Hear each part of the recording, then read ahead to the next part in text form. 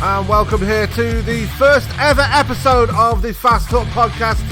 I am your host, Sam Cooper Bennett, and I will be joined every time we do these things, because I don't know when we'll be doing them, by Byron, Nate, and Adam. And first off, guys, we are... Well, just introduce yourselves. I know people have heard your voices before, but just let everybody know who you are. Well, my name's Byron Rodney. Y'all heard me talking on ESPN, broadcasting NASCAR on Saturday Night Online.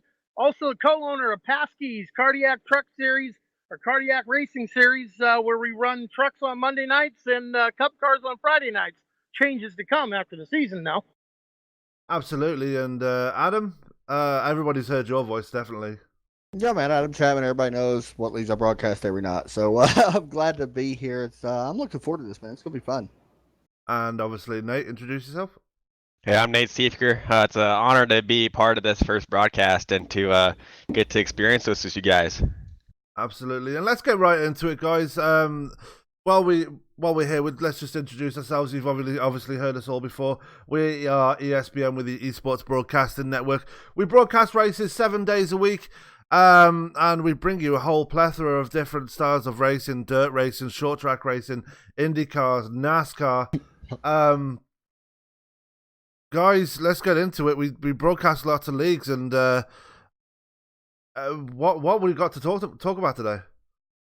A bunch of different things. One, we're going to talk about all the leagues that we have been broadcasting, what they got upcoming. Of course, we got to mention what Nate's going to be running in, and Sam, of course, we're going to be talking about that a little bit towards the end of the show. The big Top Fuel Racing League, Indy 500, fourth annual, I believe it is. A lot of money on the line, so I know you guys are looking forward to that. Absolutely. Nate, what are your thoughts about... well, let's just dive into that, actually, as you mentioned it. The Top Fuel Indy 500, big event this week. $1,000 on the line. It is a huge amount of money to be in the race purse, money going out to the top 12. Nate, what are your thoughts going into that one? You know, it's definitely a big one for everybody involved. I mean, it's not every day you're racing for take home if you win the race of what, $240 odd or $220, something like that. You'll have to correct me if I'm wrong, but it's one of those races that you're lucky to feel like you're a part of it. And I think everyone of the 32 other drivers that are in the field tomorrow, when they roll off at 9 p.m. Eastern, are going to be part of a special group. And it doesn't happen very often in any iRacing leagues. I can't name you a single league that's had a race that has this much money on the line in a long, long time. So I think it's an honor to be a part of it. And I think it's a great honor for ESPN to have the opportunity to broadcast such a special race for sure. Yeah, and Byron, I believe this is your second attempt or third attempt at the Indy 500. What are your thoughts going into the race tomorrow night? This would be my third attempt, but my real life job has decided it's going to take me out of tomorrow night. So I'm going to get a hold of the league owner, Scotty Brinson, and I've already paid my entry fee. Everyone paid up a $30 entry fee to get in. I told Scotty if it came down to the fact that I couldn't participate, which looks like it's going to happen, keep my $30 entry fee and throw that up as the prize for most laps led. Wow. Absolutely. And well, Sam, go that's ahead. really unique that he mentions the most laps led, because I wanted to mention it a little bit. This is my second time calling this race for you guys, and with this Indy 500, we've seen so much stuff happen with with leaders in the last race. It really could be anybody's race going into this. Like, it's insane. Absolutely. I mean, it's definitely a crapshoot every time we go into this race. I mean, the first Indy 500, if I remember, was won by Keith Mayato, if I remember rightly, Nate. Is that right? I think so. Yeah. I think it was Keith, yeah. Yeah, and that was a close run race. The second one was won. I can't remember who won the second one, but the last one won by Jonathan Goke. So yeah, this race is a crapshoot, and it's also it's attracting big names. I mean, Sage Karam run this race before. Obviously, Jonathan Goke absolutely dominated the last one back in May. So it's definitely a big event for everybody involved, and lots of money on the line this time. It's definitely going to be a special one for everyone involved. Yeah, I've been paying attention, Sam, to the practice times that have been laid up there, and there's a name that has won a lot of Top Fuel races here lately, has just come on strong, and he's topping the leaderboard in practice, and that's Rick Ravon. Yeah, he definitely looks like he's one of those guys, and he takes it seriously. He's not one of those guys that just sits around and gets on the sim to just putz around. He's one of those guys that takes it seriously. So it'll be interesting to see how he does for sure. I mean, I think you're forgetting who was second on the time charts right behind him one of those nights. But I mean, otherwise, I think it should be a fun race for sure. I mean, we talked about Jonathan Goke. He actually had his G27 wheel fail on him. Yeah. So he had to go buy a G29, and he hopes it's there by tomorrow for the race. He'll be racing with a brand new wheel. So, I mean, many stories like that make a race like this so special for sure. Technically. Yeah, but when you talk about the race, we're talking about equipment for the race, different wheels. Some guys run the Indy style wheel on a Fanatec base. Some guys are using a Logitech, other Thrustmaster. But one thing I was talking with Rick in a couple of races ago, his game really came up when he stepped up and he went from triple monitors into virtual reality. Yeah, I didn't think that one either. Yeah, that's true. One thing I want to mention is somebody I'm really watching. I know we talked a little bit about Rick, and of course Nate is always in the running. I'm really going to be watching John Poole. He won last week, and honestly, he's been really climbing the charts the last couple weeks. If you go back and look at just the race results in general, he's in the top 5 every week. I believe he had back-to-back-to-back top 2s. So I mean, he's a rookie this year, but that's somebody else that we can't really count out when it comes to the race time. No, and I don't think we can count out, the man who runs it all. Scott Brinson. He runs Top Fuel, of course, and he's one of those guys that puts a lot of effort and tears and blood into this. So I think if anyone has he just won at Milwaukee 2 weeks ago.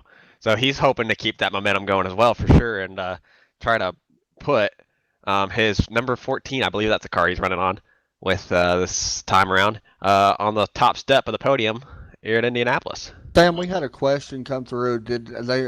Somebody wanted to know. Timothy Bates wanted to know. Did it fill back up? I know what we had with Byron missing. Did it ever get filled back up? Yes, we did, and it was Scott Bolster taking the last spot in the Indy 500 tomorrow. He's good too. Yeah, he's a very good driver. I still need to let Scotty know that I'm not going to make it for tomorrow, so that should open up one more spot. And there's some other backup drivers too there, you got to realize. So, I mean, it's not just, it's not going to be the issue of having 32 or 31. There will be a full field tomorrow night. Absolutely. And definitely going to be one contender. It's going to be a lot of favorites. Rick Ravon, been one of the favorites this season, had a bit of bad luck so far in the last couple of races. Let's talk about what happened at Auto Club, Nate. I saw a replay of that. Yeah, look like Rick Ravon held his hands up to that one. He obviously felt bad for the incident, but both of you being title contenders this season, it's really got to have put you on the back foot going forward, though, especially going into this race. Yeah, I mean, I just looked to look at the points right before this broadcast, and I'm a little bit further back than I thought. I'm now 45 points off of the lead from Scott Brinson, who's currently on top of the board. Rick Ravon, he's only 9 points behind, and then Mr. kind of just snuck up there. He doesn't really run at the front, you realize, but he puts in solid results as Mark Walker. He's currently third. Mike Grandy as well as officially he's officially entered himself into the title picture as well. He's had a win this season, obviously at the behest of one Mr. Rick Ravon again. But definitely a lot of people stepping up this season, and people tripping over themselves and actually falling backwards. Scott has actually found himself in a very, very lofty position once again. And with him looking for his 4th title in a row, it's going to be tough for people to catch him at this point. I generally love to watch Scotty race, because the races that I've called for Top Fuel League, you don't really see his number and his name being called so much. Exactly. But he sneaks his way from wherever he is in that field, quietly under the radar, puts his car into a podium finish. Always. That's one thing I've spoke about mainly this year. I talked about how consistent he runs over the race, and he may run 5th or 6th most of the race, but you'll see him running up front, top 3 within the last 10 laps most of the time. I mean, that's just being honest. I don't know why. I don't know how he does it, but he's always there somewhere at the end. Yeah, and always sneaking in right there under the radar to where, I mean, he so casually gets up there in the lead that we miss it on the call as broadcasters sometimes. Yeah. Yeah, and we've spoken about Rick Raybon. Nate Sievka, obviously you're here with us, but you've had 2 race wins this season. This is probably the first time in a long time you've actually run a full season with Top Fuel. You're actually putting the results in, and obviously you've had bad luck in the last couple of weeks, but you absolutely on another level when it comes to the road courses. Are you banking on those road courses to help you stay up there, or are you going to try and make it on the ovals as well? I mean, you gotta go into these races thinking that you're gonna get a lot of points on the ovals, but I mean, the road courses, it's safe to say, and I don't want to be that guy, but it is kind of nice to go into those races thinking you're the favorite. I mean, we have 3 more road course races to go. I believe it's Watkins Glen. There's let's look at the schedule real quick. Watkins Glen, Silverstone, and Monza without the first chicane. All 3 of those tracks, those should be easy tracks. And you just gotta kind of hope that you get points, and you hope that everybody else doesn't get on the podium. So I mean, that's got to be a part of the issue too. But you just gotta fight through it, and you just gotta see how it falls through. So just minimizing the damage on the ovals, and it's not like I'm not a decent driver on the ovals. It's just sometimes it just falls that way. Yeah, and I want to mention Nate a little bit. I've watched him this season. I mean, the guy has 290 laps led. It's not like I don't want to just crown him as a road course ringer because he has got the win at Texas. He averages a start of second place at every track he goes to, an average finish of 6th. He's got 4 top 5s and 2 wins and 6 top 10s. And he's only ran 7 races. And I mean, he's in the top 5 in points. I don't think you can count Nate out, to be completely honest. I know Scott right now has a pretty good lead with Rick, but you can't count him out for sure. Yeah, and that also brings me to maybe a future topic on future podcasts. Is Nate shows that he is dominant on the road courses, but even though we are in an open wheel car, which isn't my super forte, but we are in an open wheel car on an oval course, it even though it's the same vehicle, it is a total different discipline of driving. It is. And Sam, you know all about that. I mean, you can speak about that. You run it. You've had your ups and downs this season, and you more downs than up, but yeah. I'm just trying to stay on a level with everybody else, and but see, you've done something good this year that I've liked seeing. Because I've watched your races in the past as well, and you started off this season somewhat decent, but I've noticed the aggressiveness starting to come out. I like seeing that more out of you because I think it makes you better. Over the race. I mean, you've done good when you've not had races, you got out of the way and stuff. When you ain't been real great in races, you got out of the way to leaders. But I like seeing the aggressiveness out of you. I think to me that makes you better. And I mean, we're sitting here talking about Scott can win it, Jonathan can win it. Yeah, we could be talking about honestly, your name could be solidly in the top 5 depending on what we see tomorrow night. Yeah, and I will be honest, season 9's been a very tough season for me so far, despite some of the results you've seen. I mean, obviously I've had good finishes back in Milwaukee and last week at Auto Club, but mentally, it's common knowledge to everybody else that I took a couple of weeks off because I had to get my head straight. But since I've come back, I've been a lot more mentally prepared. I've been going into races with a much more positive attitude, and tomorrow night at Indy, I am so focused on that race. Even though last couple of days I've been a bit under the weather, I will be honest about that. But I'm going to go into the race, be as focused as I can, turn as many as laps as I can, and just survive. I mean, the last race I was in, the last 2 races I've taken part in, I've not finished, unfortunately. And the last race I took part in, I actually had a collision with Nate, which took us both out of the race. So hopefully that doesn't happen again tomorrow. If we look at your top field record right now, considering the first of the season compared to now, yeah, you had a good run at Spa, which we all know about that. That was a great race. Rick Raybon basically dominated for the most part. But if you go and look at the rest of your results, the 19th, 21st, 22nd, not that great, but if you put your last 3 races in 11th, 9th, and 6th. I mean, you're on tap for a big race again. I think, like the consistency is definitely getting there. So, yeah, I think tomorrow's going to be fun, man. I'm looking forward to it. And Adam, just going on your point of the average finishes, yeah, I mean, guess who's got a 4.33 average finish? It's John Poole. And Yeah, so John that's Poole is somebody we consistent. got to watch. I'm I telling mean, you that's now, man. consistency. So, I mean, if he can put in a full season, he's one to look for too. And another one guy that kind of surprised me with his average finish is Dylan Moskowitz. He's at a top 5 average finish. Those are the only 2 drivers that are averaging a top 5 in the league. So that's pretty interesting to see that for sure. And it'll be interesting to see as the season goes on how those numbers move around and to see the points. With some big tracks coming up. Yeah, it's really neat. Moskowitz is slowly working his way up the table as well. He's in P14 in the standings right now.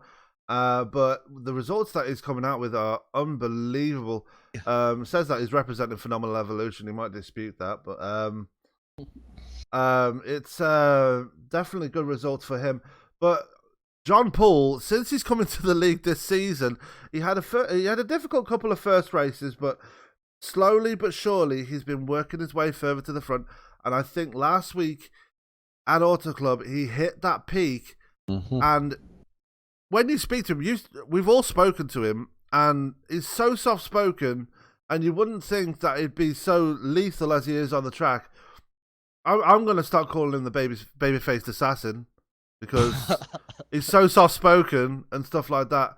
And you wouldn't think he would actually do the damage he does on the track, but he is so talented, and you got to think he's a champion of the future going forward. Well, I think he was tired from finishing second. I mean, he finished second 3 times in a row before he won Auto Club. So I think he was just tired of being second, being the bridesmaid up there. So I think it's about time that we saw him win a race for sure. And it'll be interesting to see if he can carry that momentum. Also, Nate, you have a guy that's new to a league that doesn't post the greatest finishes because, let's face it, you don't know the guys you're racing around. You haven't raced around them very much. But the more you learn about the other drivers, it's part of the advantage. Now I know what moves I can make and when. Yeah, absolutely. I mean, he's going to be in the running tomorrow. That's 100%. Like, there's no, you can't sit there and act like he's not. I mean, if you look at his stats, you know he's going to be running, or have a chance at it at least. Absolutely. Let's talk about the other contenders that are in this race as well. Chris Walker, never count him out. He's always there. He's been there pretty much since the beginning. He always puts his car where it needs to be. Probably not had the best luck this season, but Chris Walker definitely going to be in with a shout tomorrow night as well. What hurts Chris, honestly, from what I've noticed on the broadcast, is he gets caught back into things that has zero to do with him. Kind of like your situation this season. Like, honestly, he gets caught in stuff that he shouldn't be nowhere near. He's a top 5 car, 100%, at least top 7 car. But he is one of them guys that at Indianapolis, I feel like he can have a better night. I mean, we're sitting here talking about the Indianapolis race and how much money, over $1,000 on the line, which is all great, but there's also points on the line that a lot of guys are going for instead, So he's one of them guys that kind of reminds you of Scott Brinson in a way, because he does show up later in the races more than he does at the start of the races. Yeah. And I think one of the guys that I think will have one of those races that breaks out, Paul Krumrie, and I think he hasn't, gotten his luck this year. I think he's just gotten caught up in incidents that aren't his fault. He got crashed out of the lead at Texas, running the strategy there. That was just probably his best race at that point. He's just been, taken out of a lot of races. I think that's going to be his breakout race, I think, and it'll be good to see him get a good result there. I know how that feels. Feels. Yeah, you and Paul pretty much that same way. I think the story's going to be told on that the first lap on the first 2 turns. The story's going to be told. There's going to be some heartbreak happen, and there's going to be some serious luck happen from midfield coming on up. Yeah, absolutely.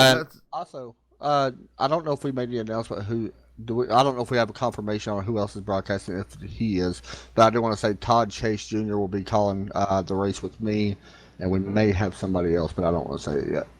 Yeah, going to be a surprise. We don't know who it is yet, but anyway, well, I do, but I'm not 100% sure either. I'll just be like, hey, surprise. We're working on it. I work for this company, and they don't even tell me, so don't feel bad, folks. But anyway, it's an exciting race tomorrow. Let's talk about the rookies taking part in tomorrow's race. There is a lot of them. John Poole, obviously, is one of them. We've already touched on Scott Bolster. Marcus Hagman taking part in his first race tomorrow, in his first Indy 500. The Assassin Swede, as I call him. You know, he's one of the sensational Swede. He's got so many nicknames, but yeah, I know. Put up the third fastest time the other night. You got to be thinking he's in the running for a decent result tomorrow as well. He's been practicing, and he's been at the top end of all the charts of all the practice sessions. So I think he could be. You know, he led practice 1. He was third fast in practice 2, and where was he at in practice 3? I don't think he participated in it. But you know, that's just one of those guys that I think he'll show up and he'll definitely kind of surprise some people. Yeah, but Marcus has taught me. He might cut out. He's taught me so much about road racing. He is also a road race. You know, that's what his forte is. Yeah. Will he be able to have the mental discipline to hit his marks for 200 laps on the Indy Oval? Because that's what, you know, someone coming new to oval racing from road course, yeah, he's got the skills, but it's a whole different discipline. Yeah, Marcus never takes anything seriously. I mean, he's just put in the live chat asking what's for dinner. So Marcus is a joker first, but a serious racer nonetheless. He's very much the joker of the group, and also. Who do you honestly think the sleeper is in all these guys? Like, who stands out that we haven't mentioned that is a sleeper? Honestly, Brandon Ryan. Honestly, I think it's going to be one of the outsiders in for a good result this season. A couple of names that spring to mind that have really stepped up their game this season and are looking really good in the standings: Ernie Ludwig and Timothy Bates. Could be a good one as well. Yeah. Exactly. I think Brandon Ryan stands out the most to me. He's not going to be there tomorrow, though. Unfortunately. Oh, he's not going to be there? No. Man. I'm gonna throw 2 names out there that I feel are gonna be your best. You know, not your favorite picks, as we were all saying. I'm gonna throw out Marcus Hagman, and I'm gonna throw out the name Paul Crumry as well. Those 2, I'm gonna look to quietly, you know, make this a race by the end of it. Yeah, like I said, I think he's due. I think Paul's definitely due. I would like to get everybody's picks, but I'm not going to get Sam's or Nate's because y'all are racing, so I know who y'all are picking. Byron, do you actually have a pick to win it? I'm sorry, I missed you there. What was that? I don't want to get Nate or Sam's really input on this because I know who they're picking to win, but who are you actually picking to win it? To be dead honest with you, my actual pick is coming down to I'm going to throw 4 names out at you. Those 2 that I just threw, Paul Crumry and Marcus Hagman. But I cannot. I got to go with Rick Ravon just based on performance and that I've seen over the rest of the season. And I'm going to throw out there Scotty Brinson because he quietly gets himself right up to the front. Nate, I love you to death, but you know what? I'll throw you as a number 5. How's that? You can only pick one, Byron. Okay, I'm going to go. If I had to throw a race winner out there based on what I'm thinking right now, it's going to be Rick Ravon. That's a good pick, though. He's got a lot to prove, I think. He's been fast this week. He's been very fast this week. I mean, I want to go with John Poole just because, you know, why not? I got 2 guys. I know you don't want me to pick, but I'm not going to pick for myself. Okay. I got 2 guys that we haven't talked about yet, and I think these 2 guys are going to probably be in the top 5. Jeff Hollingsworth, making his return back. Good pick. Really good pick. And Kieran Bergelli. Those 2 guys, I think, will be right at the top end of the field. And I think they're going to disrupt some things. They're going to, you know, cause havoc in the good way. I think they're going to be right up at the top end, and they are definitely going to have a chance. I think Kieran, if I had to put money on someone in the field other than myself, I would pick Kieran. Good pick, though, yeah. Bad luck at Auto Club last week, by the way. I mean, getting disqualified at the line. That's a tough one. Even I'd be pissed at that one. Yeah. That helped me get back up to P11 after I made a mistake near the end last week. But anyway, who would you take other than yourself, Sam? Tough. There's a lot of good guys, though, man. Like, it's tough. You know what? I'm going to throw a name out there, and he's been up there before, and he's... Actually, he was the one that won the second Indy 500, Tony Pizarro. Good pick. Didn't talk about him, did we? Yeah, that's another good pick. There's so many names that deserve to run the top 5. Who did you say? Tony Pizarro. Why am I not seeing him on this list? He's number I'm nine. looking at Number our 9 on the list. list. Number 9. I'm looking at an old list. Never mind. Yeah, Tony Pizarro. Oh, there he is. He is always. If anybody wants to watch an epic battle for a win in the Indy 500, go back to the second Indy 500, and you will see one hell of a battle between Justin Michael and Tony Pizarro. Probably one of the best battles in real life IndyCar and virtual IndyCar that I've seen for a race win at the Indy 500. Definitely. Justin's racing too. Yeah, Justin Michael's racing too, so he's got to be in the hat as well. Yeah, Michael Jeans is too. Oh my god! I mean, This there is is packed. a legit 20 drivers, I Yeah. believe, that could win this race. Easily. That's not a joke. I mean, there's a legit 25 odd people that could win this race, I believe. Hey, Easily. Nate, come on. Let's be honest with ourselves, man. This is Indy. This is the prestige. This is a big purse. There are 33 names on that list that could wind up on that top podium. We don't step. know. I mean, it could come down to a field mileage race, man. You never know.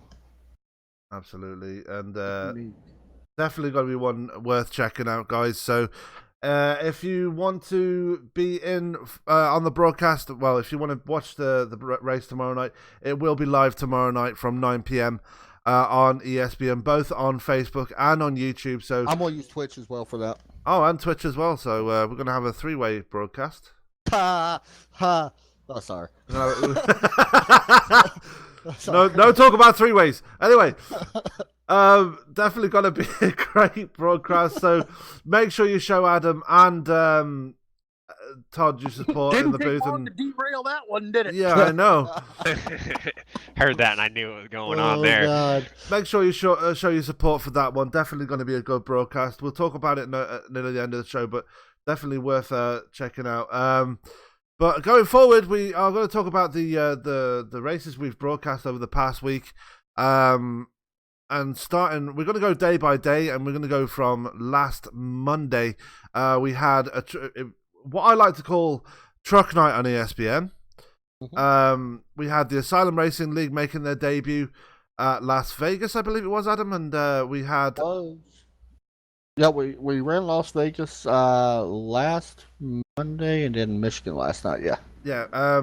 Just talk about the racing we've had from those guys. I mean, they've made an impressive start to their to basically being on ESPN so far.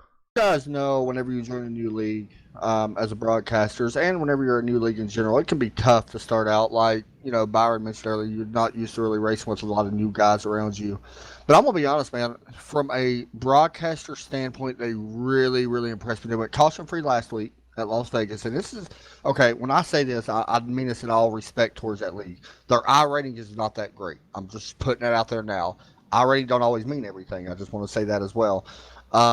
But to go in that race with 16, 17 drivers without a high split driver or whatever we can call it, they went caution-free at Las Vegas, and I think we had 3 last night at Michigan in a very exciting race, by the way, last night at Michigan. I do want to go ahead and point that out. It was probably, I don't want to say it was the best race I've ever broadcasted, but Joe Morgatti won it. We all know or heard of Joe before, but he put on one heck of a race, and his in-car interview was just amazing.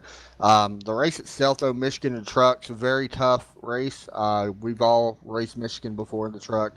Kind of a tight racetrack, especially when it's cloudy or cloud cover. Sun's out, you slide around a little bit more. But the race itself was really fantastic. Dan Matthews is the league owner over there, and they've honestly done a fantastic job of putting that league together. And I'm really anxious to see what next week brings. And we head to Charlotte next week because they're actually following the rest of the schedule from here on out, following iRacing schedule. So they go to Charlotte in the trucks next week, and of course that's broadcasted on YouTube. So, yeah, definitely a good series that we've seen. I've been paying attention to it whilst broadcasting with my guys as well. Fun fact: at Michigan, my only official truck race win on iRacing has been at Michigan, so I definitely know how to win there. Yeah, it's tough, man, because like with this new truck package, it's so unique, and you broadcast, and Byron knows because he runs Paskey's, he helps run it. It's really unique, man, because they changed the truck package. To me personally, the truck is actually harder to drive than the Cup car now. So it's really fun to watch. Like you actually have to see drivers actually work the truck a lot more, and it's a lot different than what it used to be. You ain't having your same drivers run up front every week like we're used to. I mean, you still got them, but you're seeing more guys adapt to that new package. You're seeing guys that did run in, mid pack before this new build came out for our race, and now they're starting to run up, top 5 or so. Absolutely. Yeah, the new build on these things has changed you from being able to just mash the gas and all the way around the track and never lift into something of a wheel, man, because now you have a tight in, loose out set with the fixed set racing. And also, it's lending to where you need to run a patient race. You can't be aggressive. Aggressiveness is just going to cause you to burn that fast repair and wreck a truck. So now guys are actually learning. The ones that can show patience in a race, those are the guys that are coming to the front with this new set, and I love it. And we're going to get into what they're going to possibly be adding later on once we get to Saturday, once we talk about the NASCAR Canyon, where the new tire models is eventually going to come over. And man, that truck series, it's getting better and better. And, when I watched the Asylum guys last night at Michigan, a lot of guys was having trouble pushing up out of turn 2, which I don't think is surprising with the cloudy weather. I think everybody kind of expects it, heavier stock car type truck. With cloud cover, you don't slide the back in as much. But watching them guys race last night, they got really something special going there. And I hope more guys that are out there listening to this podcast or later on check them out and maybe get in and run it. Because as I said, very, very good truck league. And I think that Dan, Tristan, and I think everybody here kind of has met Tristan before. I've known him for a while, but Tristan has done a really great job. And all them guys have done a great job. And I hope they continue doing what they're doing. And, yeah. Yeah, and definitely a good league. Definitely worth checking out. And you can catch them this coming Monday as they continue their season on ESPN. Definitely worth checking out. Talk about your race. Yeah, talk about your race last night. Wow. Where to begin with that one? A few more cautions out there than the Silent Racing League. Let's be said, but that's mainly down to the setup than anything else. A very competitive race last night, which saw can I say a shock winner, Byron? Because he's not won a race for almost a year now. I'd say that's fair. That was the best, by far, feel-good win for all the drivers in the league, not just the guy that won it. When Mike Whitaker took the checkers Mike on Whitaker that. won that. Oh, wow.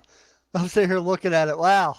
Yeah, Mike Whitaker picking up the win last night with Kevin Paskowicz, who's been under the weather lately as well. He's not been very well at all, finishing second, and Will Glynn picking up his first podium in his Paskey's career. So congratulations, definitely going out to him last night.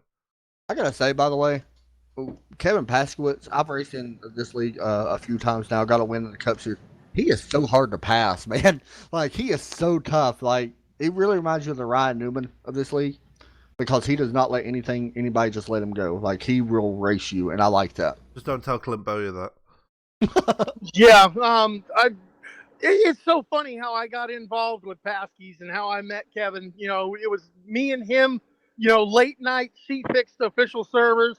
And we met online, and we've taken the league to a higher level, but it still has its growing pains. And like I said, the reason you're seeing the cautions in our league is because guys with the new set, they can't be as aggressive as they used to be. So now those are patient drivers, Kevin, Willie, and especially Mike Whitaker up there in the front. That was what won Mike the race. He was a patient and consistent, didn't overdrive and dive the corners. So the guys that were pulling the podiums, in the first half of the season are now retiring early, several laps down on the second half of the season. I love the new set. It's teaching us patience. Absolutely. Yeah, I agree. One of the biggest losers from last night was the reigning champion looking for a three-peat this season, Chris Bouchard. Dominated the early part of the race, but one little mistake through the quad oval at Texas last night ended it all for him last night. Gotta feel bad for him, but he's definitely got it tough this season. They've really stepped up the game to try and get that title off him. Yeah, like I said, and I talked to him for a long time after the race. It's all boiling down to the new sets on the truck. we took the weather. We changed the conditions on that track a bit because our first practice, it was hot and slick, and it was really just a loose vehicle. We tightened up the track with temperature and overcast as best we could. Guys would hang on, but once we got some long runs on those tires and it started snapping loose on them, they were used to running aggressive. Now they have to learn how to be used to running patiently, and that's just playing better for the whole league.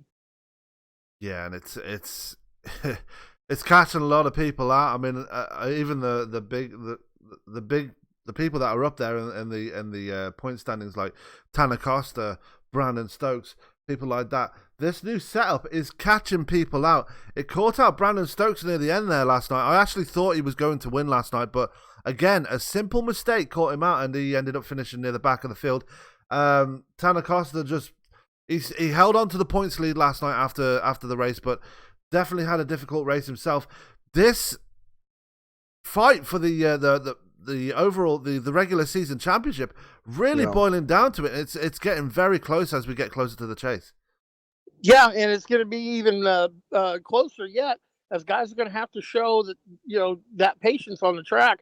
Last night when I was in the race, I was having a great race. I was running consistent top 5. I was right there with the group, and all it takes is one guy to just twitch it too hard, being a little too over aggressive on 10-lap old tires, and next thing you know, my race is 6 laps down. I was able to fight back, and I was actually fighting with Tanner. We both got on the same lap at the end of that race. Yeah, I want to mention one thing about Brandon. He's a teammate of mine for Overtake, and Brandon's really dying to win this championship. Like, just from our chat in general on my Facebook page that we use, he's constantly talking. Him and Jordan Berry both very good drivers. We know that. I think the only thing that's going to hurt Brandon is will he be too over aggressive when he don't need to be? That has been my biggest problem with him, but he's got a really good chance, man. But looking at the points right now, Tanner's winning, Kevin's second. Christopher Bashar is the one that really stands out to me that really definitely could have a chance to win it all. Yeah, I mean, he's looking for the three-peat this season. No. He knows how to win championships, but like I said before, he's not had it his own way this season. He's had a lot of bad luck. And he lost second place in the standings to actually Kevin Paskowitz, who's probably having his strongest season since the league started. And Chris, he really needs to step up his game for the next few races, otherwise he's going to find himself on the back foot going into the playoffs. Yeah. Well, Chris has a secret weapon coming up after the end of this season, and that is a new system build, which I'm helping him with. He's going to have one of the big boys on the block, so connection issues are a thing of the past for him. Low frame rates will be a thing of the past for him. He'll be able to step up into, just watch his game get even better. So my question for Byron, I don't know if you're allowed to answer this yet, but I got to go ahead and try to get it out of you anyway. I heard that you say when we first came on to the podcast or broadcast a second ago that you are actually working on something for the end of the season, like after the season's done. Anything you can actually say or no? Kevin and I are talking about it. Kevin, this is his baby. Let's face it. Right. Paskey's was born out of Kevin's. If I could take a moment to tell his story. Kevin has what's called pulmonary hypertension. He can't breathe, and it's a disease, a rare disease. Everyone that he was diagnosed with at the time he got his diagnosis has all passed. He's the last one standing, and he's standing at about 1.5 years past the expiration date the doctors gave him. He's used this disability to show what ability he can have and what impact we can bring. Using this platform called iRacing, using a broadcast entity like ESPN to raise awareness for things. That's why you see the PH Aware logos on our vehicles. Kevin, he's dedicated himself to that, and I got brought in on this. It's a long story. We're not going to go into deep dark history. Sam knows it. You guys all know it. I came on board, and we started to just push in certain directions. The trucks have been very popular for Paskies. We run those on Monday nights constantly. We've tried Xfinity cars on Fridays. We're doing Cup cars on Fridays, and we're just seeing low participation. And we're wondering, is it the vehicle, the format, or is it just the night of the week? So we are retooling and rethinking what we're going to do with Mondays and what we're going to do with Fridays. We normally take 6 to 8 weeks off in between seasons, and we run little fun runs. Well, we ran SK Modifieds and Tour Modifieds during the 6-week break last week. It was really popular, and we're kind of toying that idea out there of bringing a modified race out there, because nobody's running mods out there, especially broadcasted or, running for points in the league, on short to mid tracks.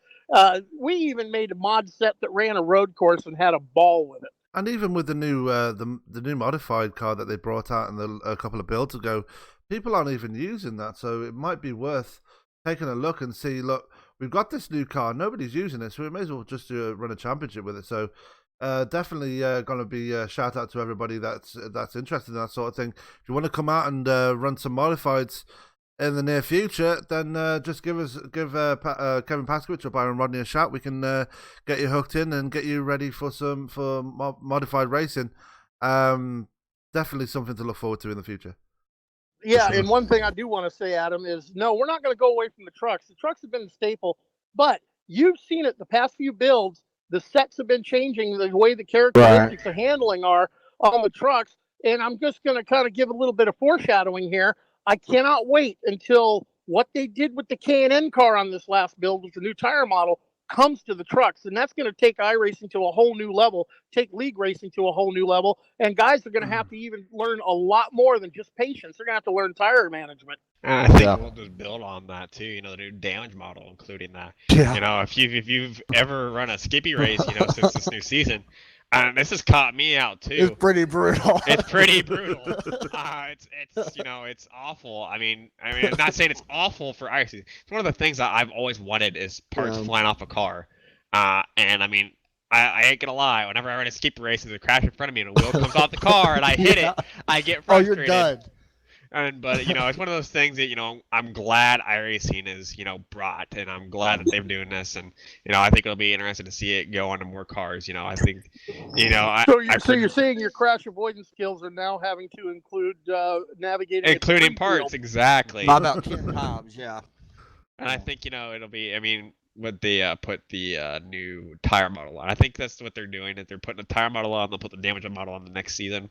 Mm-hmm. So it'll be interesting to see how the new damage model works on the other cars. I believe it's the Dallara F3, the Cannon car, the C61 a Corvette, bunch of other ones, right? The Aston Martin, the Audi TCR, and I believe I'm missing a car. I think it was like 8, wasn't it? Yeah, it was like 8 cars. I think I'm missing a car too. But it'll be interesting to see what cars they put the new tire model on. Hoping it's the IndyCar. I'm an IndyCar guy. I hope they put it on the IndyCar. So you would think that they would have went with that too, in a way. They've put the new tire model on the GT1 cars as well. The Aston Martin and the Corvette. So just a quick reminder, guys, if you've got any questions in the live chat, just shoot them out there. We will be on hand to answer them before this show is over. So that'll be it for Paskies. Definitely a good series. Definitely want to check that out every Monday night. We'll be bringing you the truck series to its conclusion. Moving on to Tuesday nights, we have the Western Super Series. They'll be having their second race tonight at New Smyrna. Adam, do you want to shed some light on that one? Man, gosh, there's so much to go over with it. I'm going to just kind of break it down. It's pretty simple and sweet. So 2 weeks ago, this league runs every other week, okay? And it's the Super Late Model Series. Tonight, they race at New Smyrna, as you mentioned.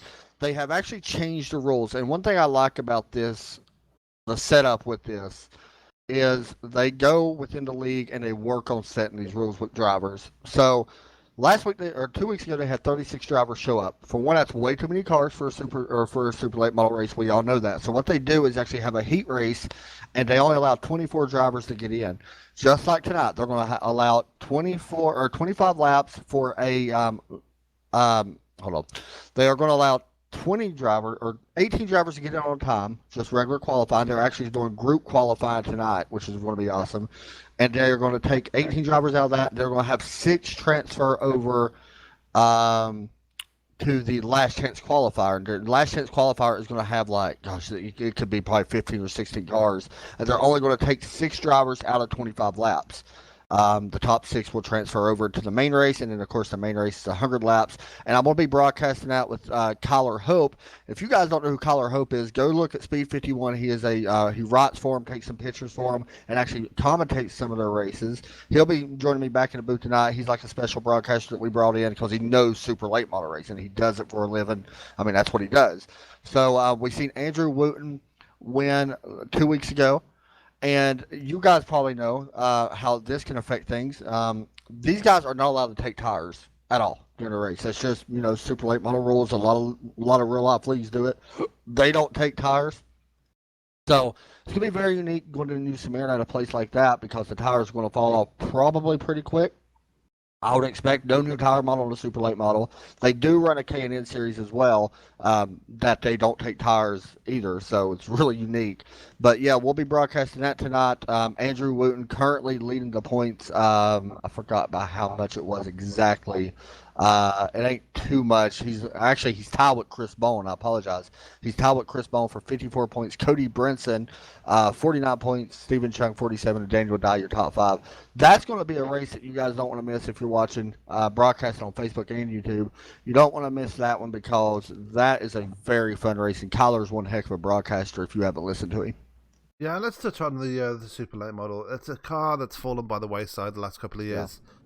Yeah. It's good to see leagues still putting that kind of product out there. I mean, we talk about the modified car, but the super late model, it's even less popular than the normal late model. It's strange too. Yeah, it's very strange.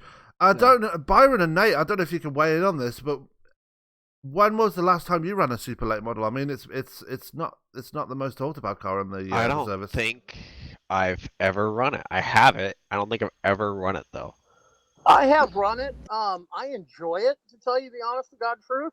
But the only reason I'm not running it, Sam, is, let's face it, lack of participation. The official servers are not populated on that. If it was populated, it's a fun car, especially when you get to play with the setups on those things.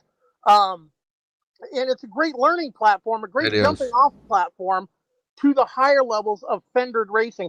Everyone wants to, when they purchase iRacing and they get on this thing, everyone has visions of being Dale Earnhardt Jr., coming around turn 4 at Charlotte.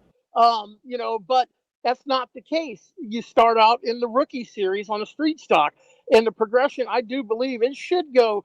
People should flock to that super late model because that's a natural progression up into the K&N car, which is a progression up into your, C class, the trucks, and then the Xfinity, and then the Cup cars.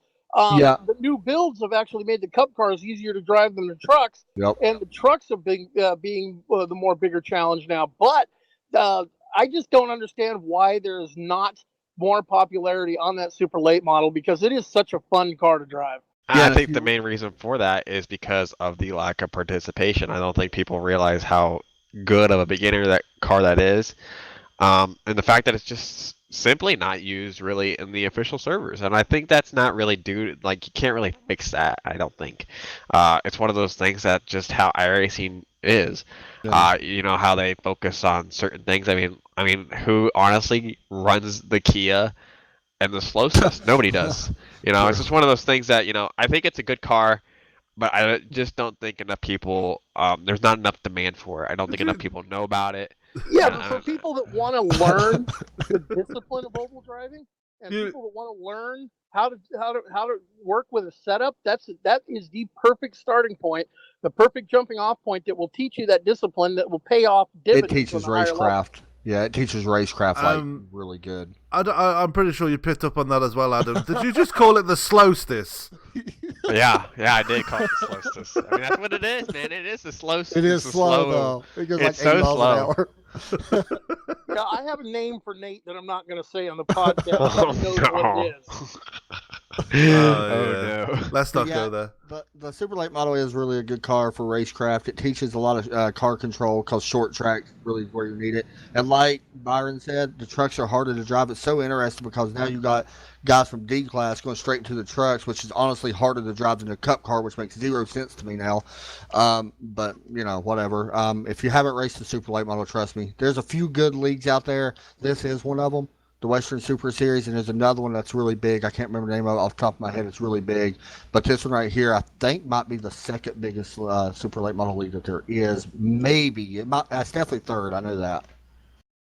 And when it comes down to iRacing and super late models, let's face it, I'm going to throw two names out there, and super late model was a big factor in it. Dale Earnhardt Jr. and William Byron.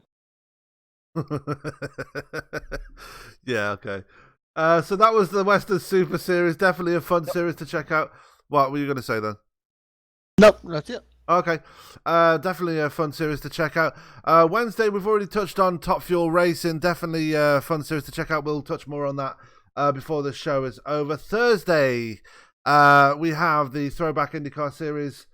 And I believe we have Red Sox Racing. I'm going to talk about the Throwback IndyCar Series. What a race we had at Michigan last time out. Myself and Scott Brinton in the booth for that one.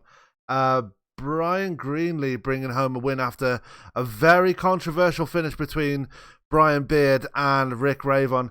And it's that name again, Rick Ravon. He's up there again challenging for wins. But ultimately, contact between the two coming with 2 laps to go. Adam, you've called this series a couple of times a very up-and-coming series. Not the driver counts that they want at the moment, but definitely throwing out some exciting action. Man. Yeah, I love that series. And I know Nate might be able to touch a little bit on this too.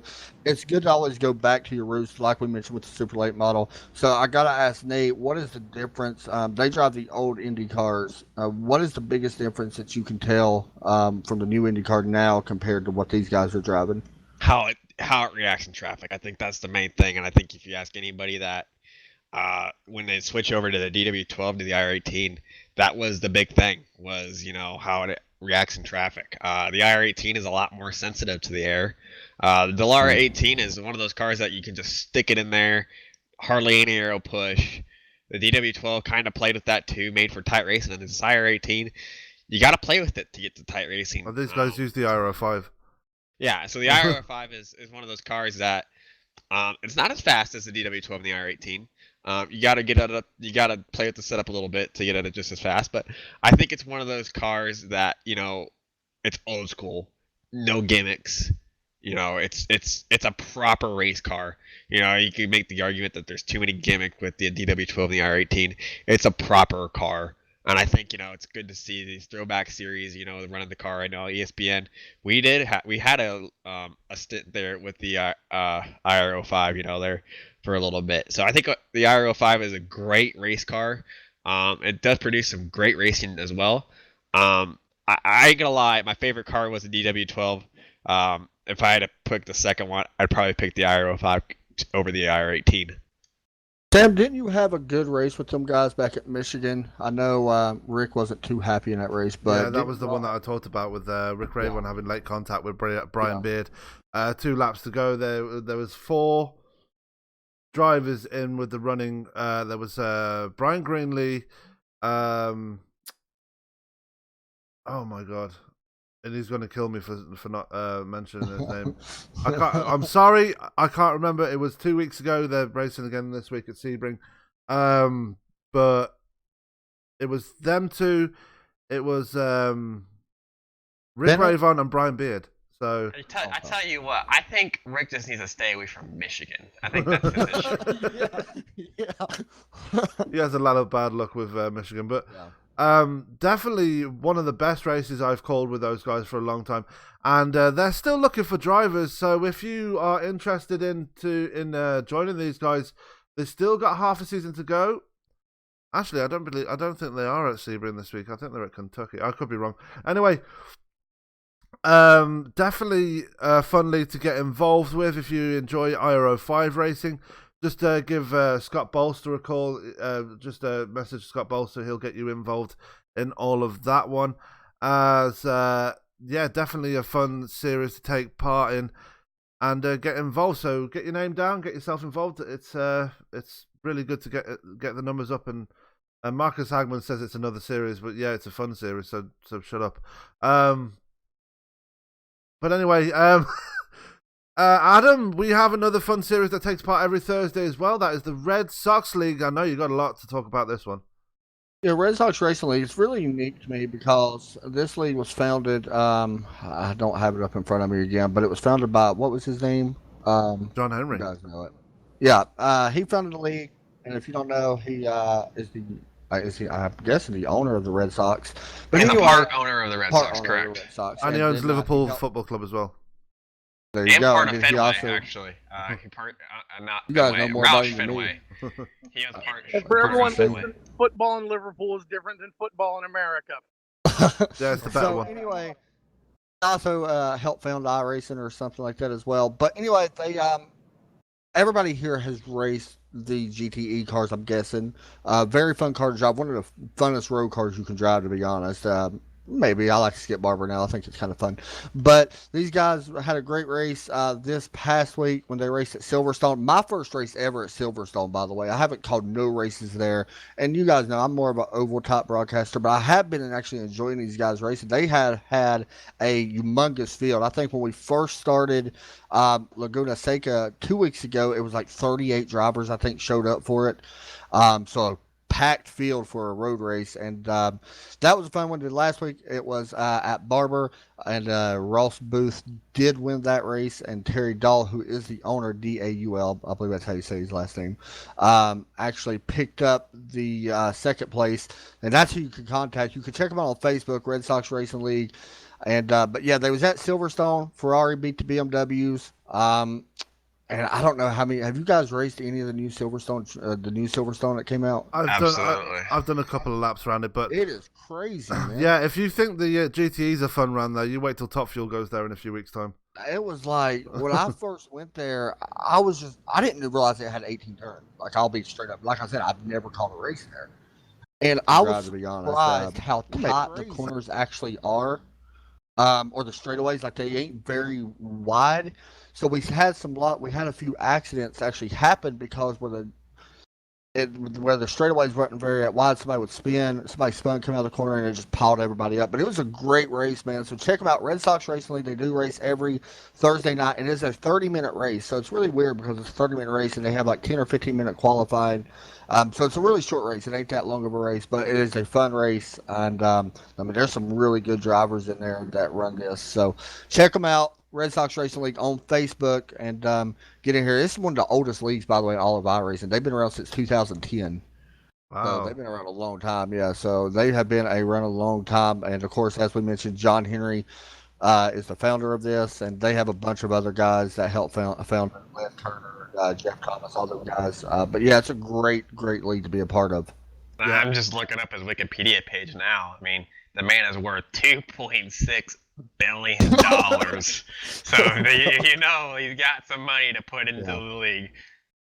Yeah, so it's very awesome, man. Like, they honestly looking and watching them race, it's really fun watching, and it's really cool to see somebody like that contribute to a league, on iRacing. Like, it's really neat, and especially when they bring us on board to broadcast it, it's really cool.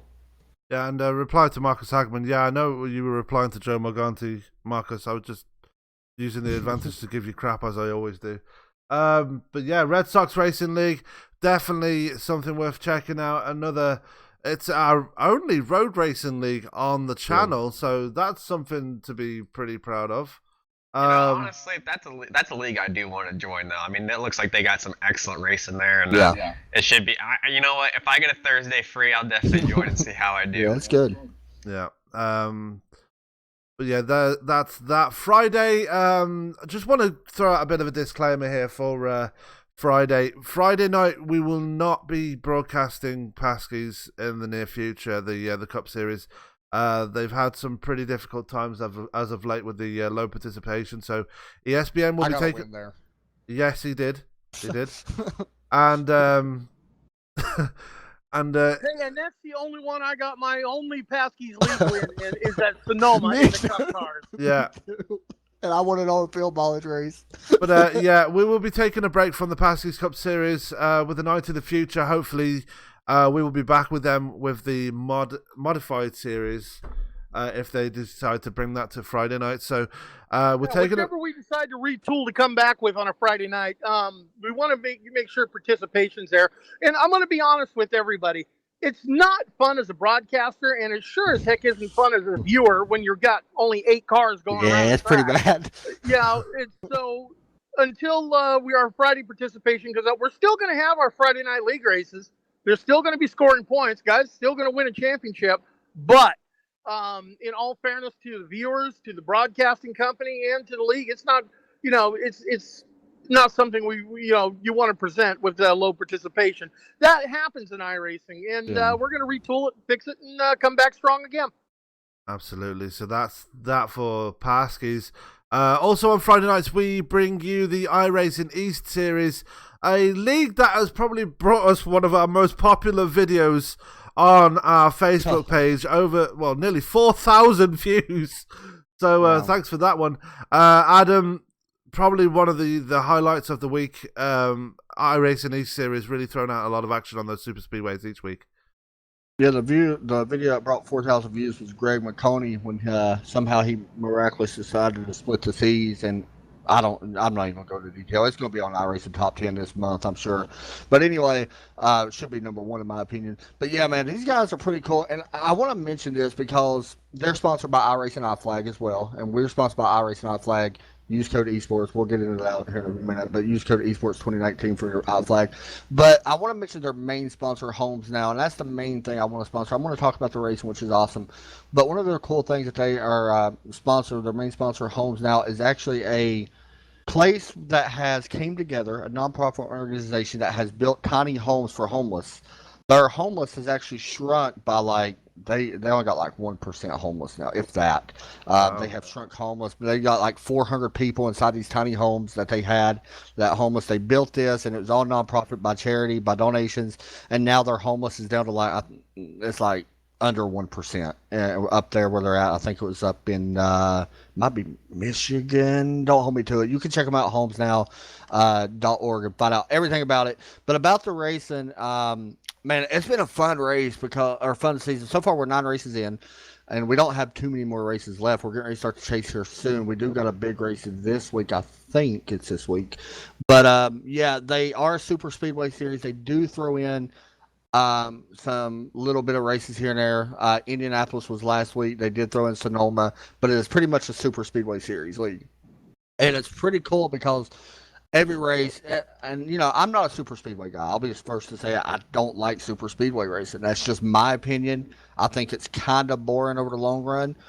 But at the same time, I have gained a respect for it while broadcasting these guys, because you do see actually a lot of strategy being played in, especially when you don't have cautions. Like, when do you pit, when not to pit. You can actually lose a race on pit road, like you can almost any race. But in Paskies, we learned not to let Nate Seeker make the pit call for fuel. There you go. It's like that. That's, for example, you can actually have somebody make the wrong call, and it can cost your whole team. And there's a bunch of teams that run in this. So Greg McConey actually has won the last 3 in a row.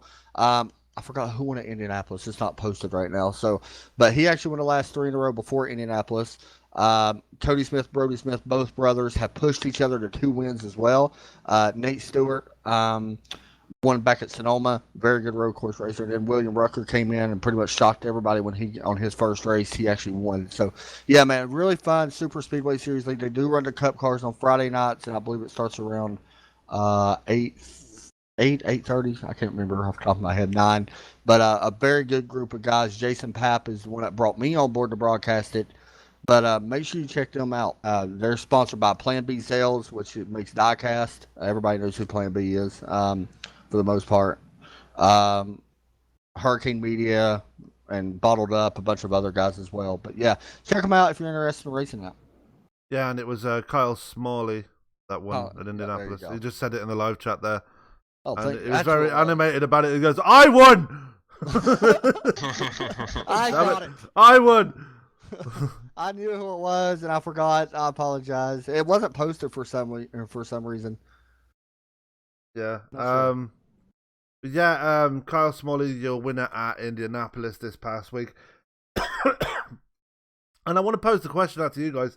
It seems that lately a lot of leagues are preferring to run super speedway series. Is that something that seems to appeal to a lot of people on iRacing these days? Just want to get out there, run really fast tracks and hope to win it the best way? Or is it just a way of getting more people involved? I just want to get your thoughts on that one. I personally think, to me, I think it opens up the door where anybody can win. You might not have guys that you would normally see up front at like a intermediate track. Pretty much like, top fuel racing. We spoke about that a minute ago. You'll see different guys up front tomorrow than any 500, but you go to like a place where it's a mile and a half, a place like that, or a road course, it's more separated. And I'm just being honest, it is. That's racing. But at a road or a super speedway, I think it's more open to anybody that can win it. And I think that kind of brings the joy into the super speedway. But at the same time, I don't take anything away from them for winning or just racing a super speedway league, because personally, I can't race them just because I'm horrible at super speedways. I personally think I am. So there is definitely a skill level that takes to win them, of course, because you don't want to make dumb moves and you're running it just a few inches apart. So you broadcast enough races to know that. So yeah. I think that the thing that stands out the most, it gives everybody a fair chance to win, and I think that brings people in. And I mean, there's a ton of people that watch it and enjoy it. Yeah, and sorry, Sam. I just think that my experience, I don't think the participation, like you said, is very high with short tracks. And I don't find short tracks the most enjoyable. I'm kind of the guy that likes to put the pedal down and keep it down. So, I mean, I see how, leagues want participation. Participation means, more exposure, and more exposure is good for the league. And just from a standpoint of that, you want to run more super speedways if it gets you more exposure. And I think that's why we're seeing leagues kind of run bigger racetracks, I think, to a degree. Yeah. And let's also face it, there's the ego thing to it, too. Like I said, when you first signed up for iRacing, you had visions of being Dale Earnhardt, yep. Going, winning at Daytona kind of thing. Yeah. It's hack racing. You spend a lot of time looking out that rearview mirror as you do looking out the windshield. It's tight quarters, but you are in that group up on that lead. And, within 2 laps, you can have 5 lead changes. Yeah. And in the draft. It's a whole different discipline of oval racing that it also puts people at ease. It's easier to hit your marks on the 2.5 mile super speedway than it is to constantly over and over and over hit your marks on, say, a small track like Iowa. So guys, when you talk to a real life racer, in several of our leagues that we've talked about have real life races in them. We do at Paskey's, Top Fuel does at Indy. They're physically prepared for these races because it takes a lot out of them. Well, there is a lot of preparation that we have to go through, and that's a mental preparation. And when you're doing, 400 laps on a 1 mile track like Iowa, you're having to use that throttle, use that brake, turn in, turn out. A lot more going on with the wheel than what happens at a super speedway where you can just, like Nate said, mash the pedal and hold the wheel and go. Yeah, there is a charity race I did forget to mention. It is at Charlotte Motor Speedway this week, and I think it was a $10 buy-in for that. 75% of that is going to homes now to even help even more with their guy with trying to get some tiny homes built. So it's a really cool thing that they got going over there, man. And yeah, it's fun. I mean, you seen like the race that we was talking about when we first started talking about these guys, with Greg McConey picking up the win, that the video seen around iRacing, I guess we can say. That's what makes it exciting to people. I mean, you just never know. Like, be honest, he didn't look like he was going to win. And real quick, because I got to get going for my job here in a couple of minutes. I just wanted to put out there that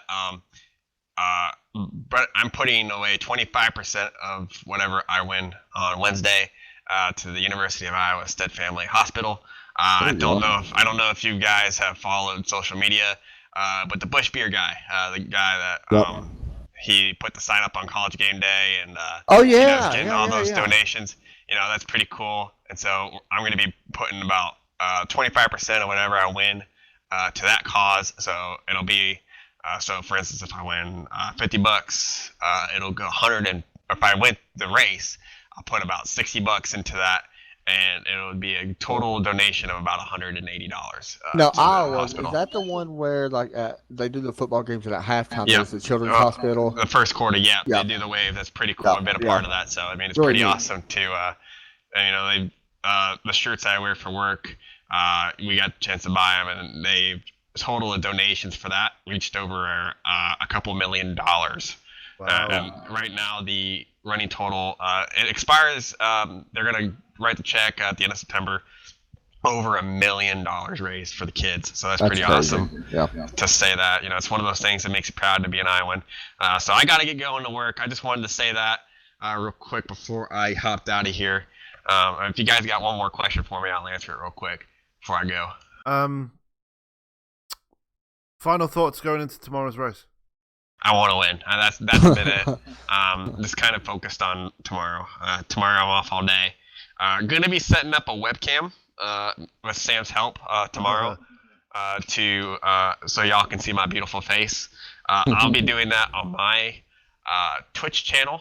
It's Nate Siefker 10X. How am I not surprised it's called 10X?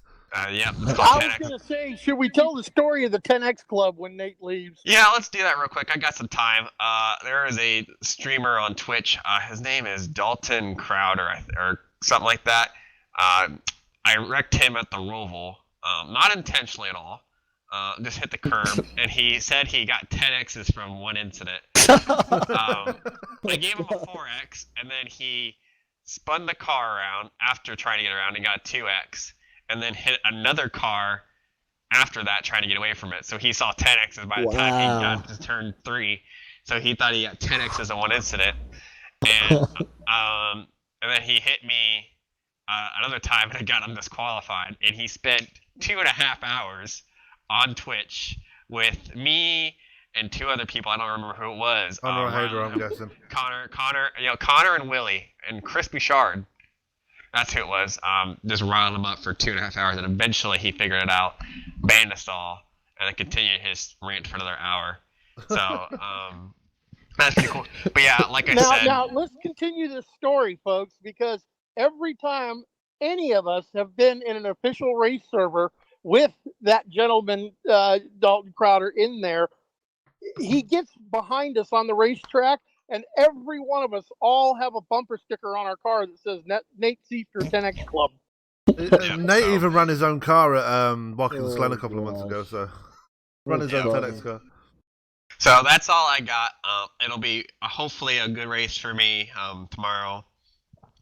I'll be streaming on both Twitch, the Nate Siefker 10X, and also my personal Facebook page. I got some family members that wanted to see that race. So that's how they're going to view it, and some people from work too. So it'll be interesting to see how the race goes. Hopefully, a lot of cautions. 200 laps, 500 miles. We're starting at 8 o'clock my time. I predicted that the race will get over around 11:30. So hopefully the race doesn't take too long. You're brave. Yeah. So yeah, it should be fun though. Yeah, and I promise I won't wreck you tomorrow. Please.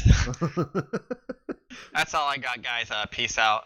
Right. I hope you guys enjoyed our podcast. I've had a blast so far and what I've done. And, to all of you that are listening, thank you guys for listening to us. All right, Nate. We'll talk to you later. All right. Thank you, guys. Thanks, buddy. So, moving on. Nate. He's already gone. Anyway, before we move on, I just want to touch on the fact that it's always so good to see so many leagues out there on iRacing supporting various causes. I mean, you got the iRacing East Series, they are supporting homes now. Obviously, Paskies, they are big supporters of PH Aware. And even Top Fuel themselves, they've thrown out a few charity races themselves. I mean, the most recent one was back in 2018 when we had the race for ALS awareness in support of one of the drivers in the league. That's Robert Dudley. His sister sadly passed away from complications. No, I did not know that. Yeah, his sister sadly passed away from complications with ALS, and in response to that, we wanted to raise money in Top Fuel, and we put on a special race that was Sage Karen's first ever race with that league as well, and we used a brand new IRA team for the first time as well. and we raised over And seven. if I remember right, we filled the field on that one. Yeah, we did, and we got over 700. We raised over $700 for the ALS Association. So another good one good example of a good charity. Another league out there. We don't broadcast these guys, but I'm going to give them a special shout out anyway.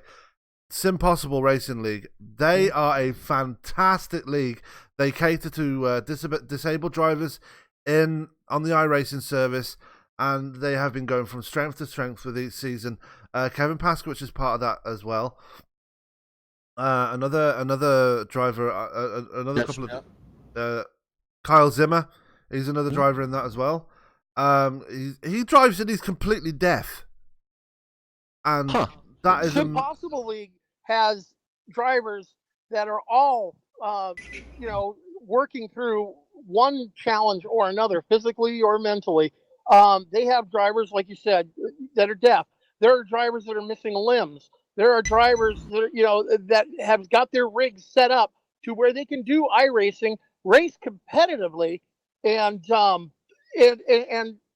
they're doing it with challenges that we look at and say, how are you doing that? And they're doing it at a level that eclipses, honestly, a lot of us. Absolutely, and it's things like that prove that people with disabilities can and will race with the more able people, and they can win races. As people like, obviously, Kevin Paskowitz, he has pulmonary hypertension, but people with more serious, like with things like deafness. I mean, with Kyle Zimmer, he finished on the podium a few weeks ago in the Cup Series, the Paskowitz Cup Series, and he can't hear a thing while he's in the car. So no, and how often? Let's be honest, as iRacers ourselves, how often do we rely on that spotter telling us, outside, inside, clear? yeah. And he's doing it without benefit of that and doing it well. Absolutely, and that's unique. Yeah, that's pretty crazy, man.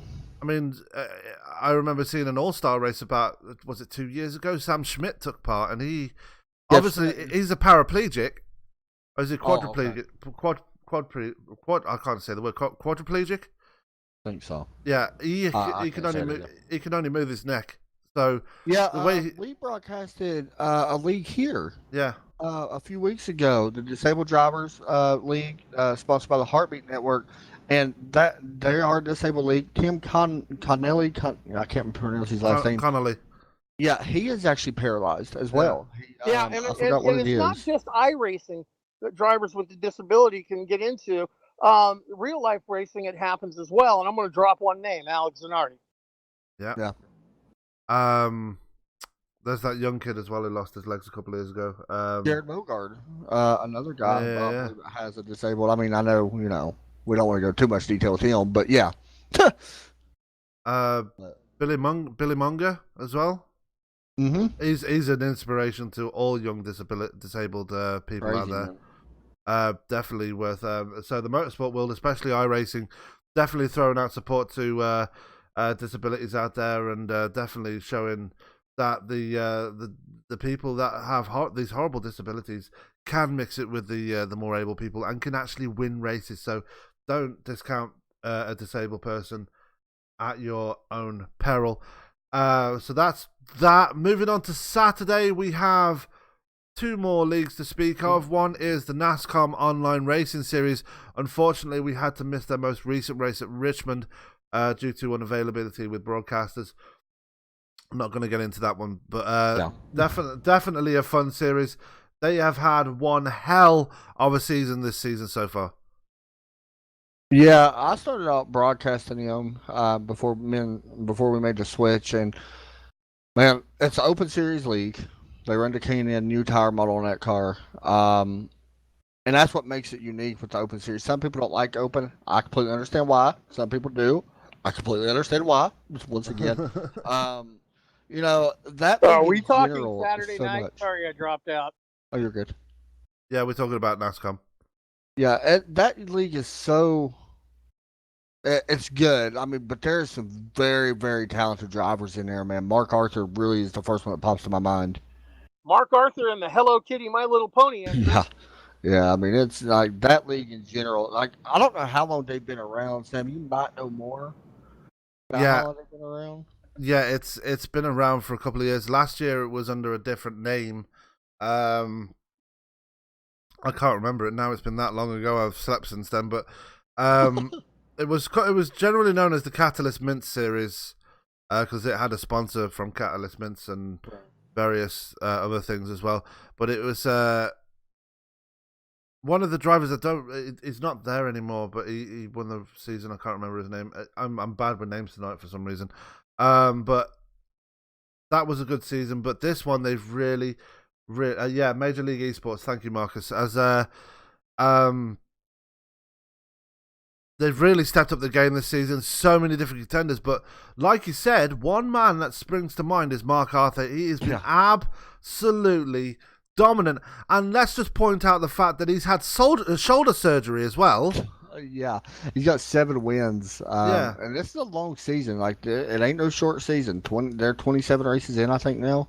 Yeah, they run the full NASCAR. They season. run the full cup. So they run the full cup series, and also I want to hats off to the guys that do the setups on this thing because Mark makes a great setup, and he's won races with him.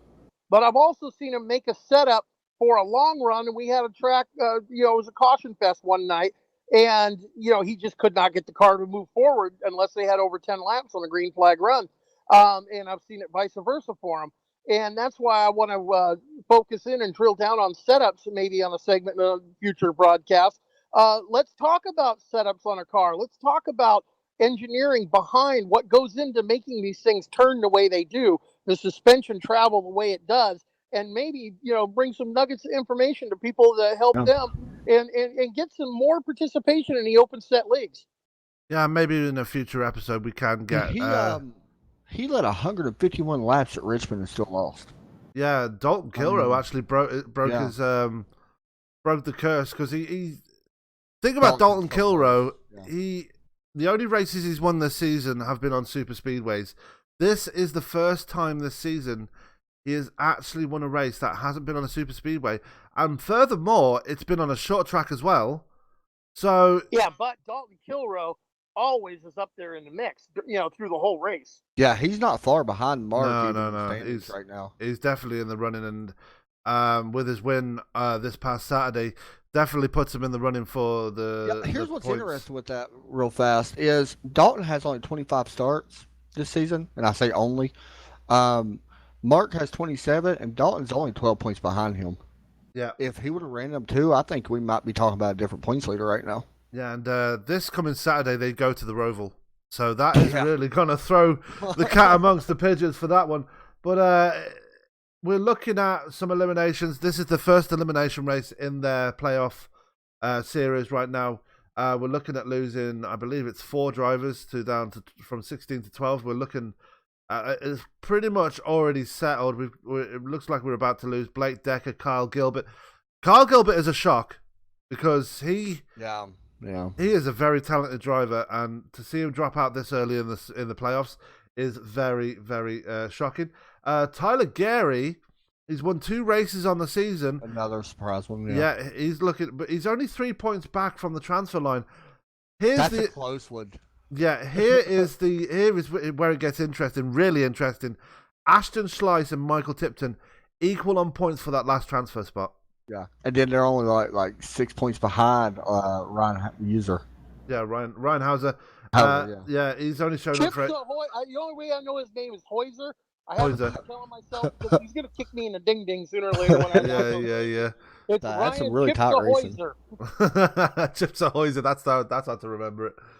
But that's tight in the points. I didn't realize it was that close. Yeah, and even through the mid pack, I mean, the transfer spot is where it all matters this Saturday for the Charlotte Roval.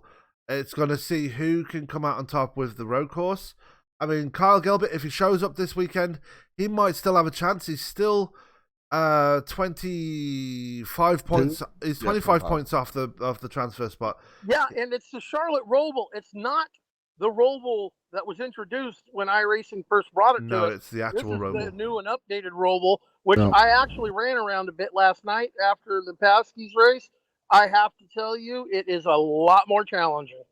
I heard the same thing. Yeah, I've heard the same thing. Wow. Yeah, another one we're going to be losing this Saturday. It looks like it's going to be Sam Baumgarten. They actually had 17 drivers in the playoffs. I think it was 16th and 17th. They were on equal points when the season ended, so they decided to transfer the 17th driver into the playoffs as well. So we're going to be losing 5 drivers instead of 4 for the first round. But that one between Ashton Slice and Michael Tipton, neither of them are road course racers. Let's put it out there right now. It's going to be interesting between those two to see who brings home who gets the final transfer spot, because it is very finely poised right now. Tyler Gary, he had a good result at Watkins Glen, which was the last road course we went to. He might actually steal it if he shows up this Saturday. Yeah, and this is what I love about ESPN and bringing you these races, for iRacing. It's not just a race. We have the race within the race, the stories that go on with the championship points and the personalities of the drivers. Having a platform to bring it to everyone is just something that's amazing, and I love it. Yeah. So that was the NASCAR Online Series, very finely poised as we continue on through the playoff system in that one. Also on the Saturday night's schedule, we have the Wild Horse Racing Series. Definitely an interesting series to broadcast out there, Adam. Yeah, man. Last week we had they had like a little all-star top event thing, and there was a lot of heated comments that came out.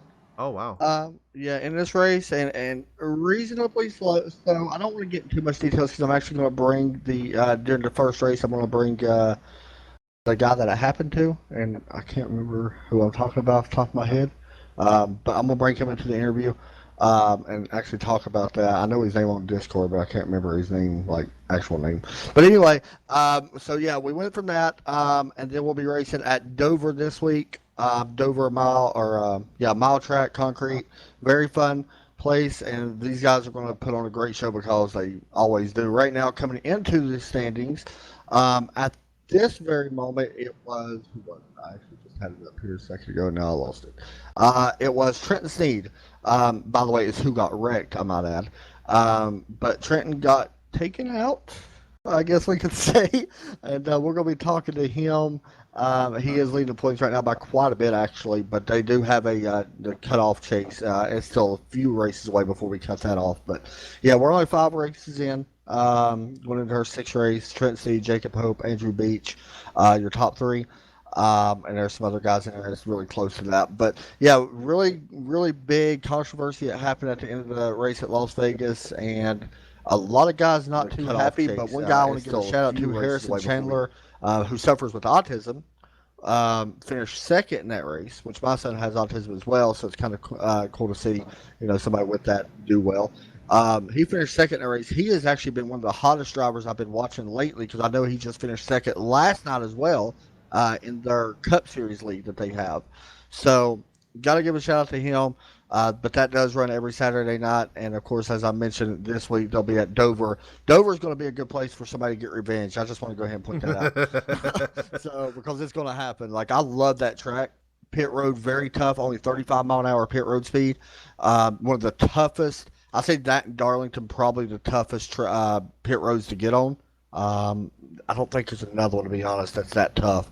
Darlington, where it's so tight to the wall, 35 mile an hour, you have to slow way down really quick. It comes up on you quick. That's going to be a very good race. That race, I'm going to go ahead and say somebody's going to lose it on pit road. Like, I'm just going to say it now, as I say every week. I'm going to say Chicagoland's another one to get has another difficult pit road. Chicagoland, another tough one. Yeah, Chicagoland is a tough one. If you drive Milwaukee, my skills, they're all tough. Come on now. Yeah, who was it that always has trouble? Tex Perry always has trouble getting on pit road. Mark Arthur always slips through his pit box, so that's going to point that one. Somebody getting out there. Still won 7 races, so he's doing something right. Yeah. So that's the Wild Horse Racing Series. Definitely another one to check out. We've got a lot of we've got a lot of good leagues in this channel on ESPN, and we'll be bringing you latest news and updates every week with those guys. Moving on to our final day of the week, that is Sunday. First off, we've got a bit of an introduction here. Adam, just give us a few words on the Dirt League that we have now on Sundays. So I got approached on Saturday night or Friday night to broadcast Southern Dirt Racing League, and I knew it would bring good content to our channel because we haven't had a dirt league. We've been wanting one. Me and you've talked about it. Me and you, Byron, all of us has talked about it in the group chat. We needed a dirt league, and we couldn't find one really set up good enough to really do it yet. So I had the guys approach me from Southern Dirt Racing League, and he came in, Brad Lawson. He asked me to broadcast 2 races for him. And I don't know if we're going to be staying on. I don't know what their plans are yet for us. But we do got this race and one more. We broadcasted Fairbury, which is a new track on iRacing. And I got to go ahead and say right now, this was by far the most I ever expected. Because they showed up, they had, oh man, it was way up there in drivers. It was like 30 drivers that came out for this race. And if you've never seen Fairbury, like I haven't because I just got it, it's only a 1/4 mile track. So you can imagine that many late models racing on this track. Yeah. I think it was like 26 drivers, and it only took 12 seconds to go around this place. These guys went 50 laps because the races are fairly short because most dirt races are. 50 laps around Fairbury. They only had 1 caution. And that by far impressed the living crap out of me because there is no way that league could be that good this early on at a new track. I mean, I was just like blown away by it. We've seen 4 wide racing at a 1/4 mile track at one point. And how these guys keep these late models from wrecking each other, I don't know. I don't care. I'm not going to question it. But I hope they keep doing what they're doing because that was by far. I couldn't even call the race when there was so much stuff going on. The dirt was all over the screen. I mean, it was just everywhere. And it was so fun to watch. And I want to thank Brad Lawson and Southern Dirt Racing for bringing us out to broadcast that because I had a blast. That was really fun. Yeah, and it's. I caught a bit of that last night after the time after the Sim Racing Authority broadcast, and my God, it looked like absolute chaos out there, but it was so fun to watch. And I believe they're at Volusia this time around. I think so. Well, I think it was Volusia. Their season's just starting. Yeah. I forgot where they raced their very first race. We actually got brought in the second race. They didn't have a broadcast first race. We got brought in the second race, which was Fairbury. I think it was Volusia, and then off the top of my head, after that, like I said, we haven't been assigned to them yet. But they do go to Lima Land and then Eldora. But Volusia is next week. 75 laps for them. So yeah, it's going to be really fun. I can't wait to get back in there. And finally, with the roundup of our leagues that we broadcast on here, we're going to go to the Sim Racing Authority, the Sim Graphics Truck Series, our 3rd truck series on the schedule, and a very high-profile one. We've got some peak drivers in that one, definitely very contentious, but one man seems to be running away with it at the moment. That's Jake Nichols. He is in the Peak Antifreeze series. I don't know how much you've watched of it, Adam, but definitely a very, very competitive league there. Jake Nichols is a fantastic driver. End of story. Like, I've met Jake once, I think, and I broadcasted one other race a long time ago. But I've heard his name a ton, just from other drivers. And he is one of the, and I'm not doubting anybody, but he's really classy, first off. And his interviews he's really good with whenever I talk to him and when I've seen him interview. But yeah, man, the SRA League has been around for a while now. Sim Racing Authority, they are, and I don't want to say premier, but they are a top-notch racing league. Absolutely, and they really put on a great show. Looking at the point standings, yeah, Jake Nichols, a 54-point lead going into the next race. Wow, you gotta think it's pretty much Jake Nichols to lose. Do you remember? Sorry? Where do they go next? There's a Gateway Canadian Tire. Wow. See, that's an interesting track because one thing I've learned about that track is brake bias in the truck. Turn the brake, the front brake bias all the way up to 70%. Yeah. And you only start off at 62. And I'm gonna be honest, I fell in love with that track when I did that. That place is so much fun.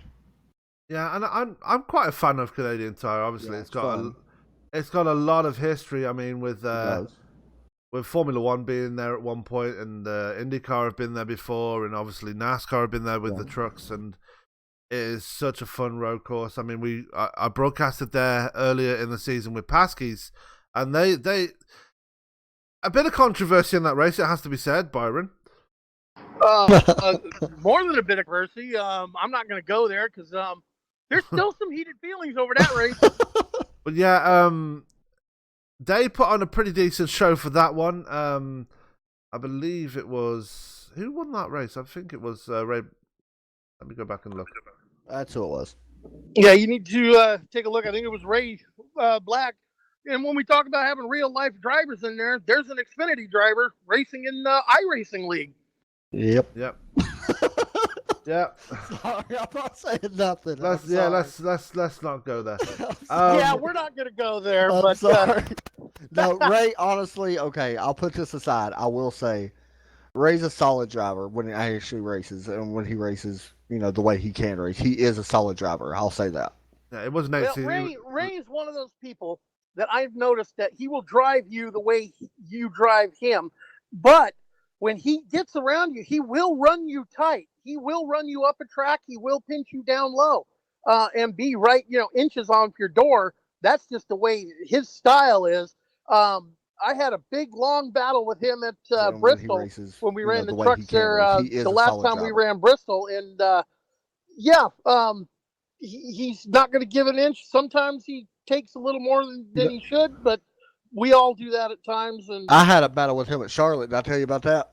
Oh, I heard, you didn't have to tell me about it. I not only saw it, I heard about it for 3 days afterwards. Oh God. Oh man. Yeah, it's Canadian Tire, always a fun track. It was actually Nate Seifka that won that race at Canadian Tire when we went there with Pask. It's definitely a fun race. They had 64 laps around there. Definitely one to we'll go back and watch. But it was when they go there with Sim Racing Authority. It's going to be a different story. We're going to really see the road course ringers come out.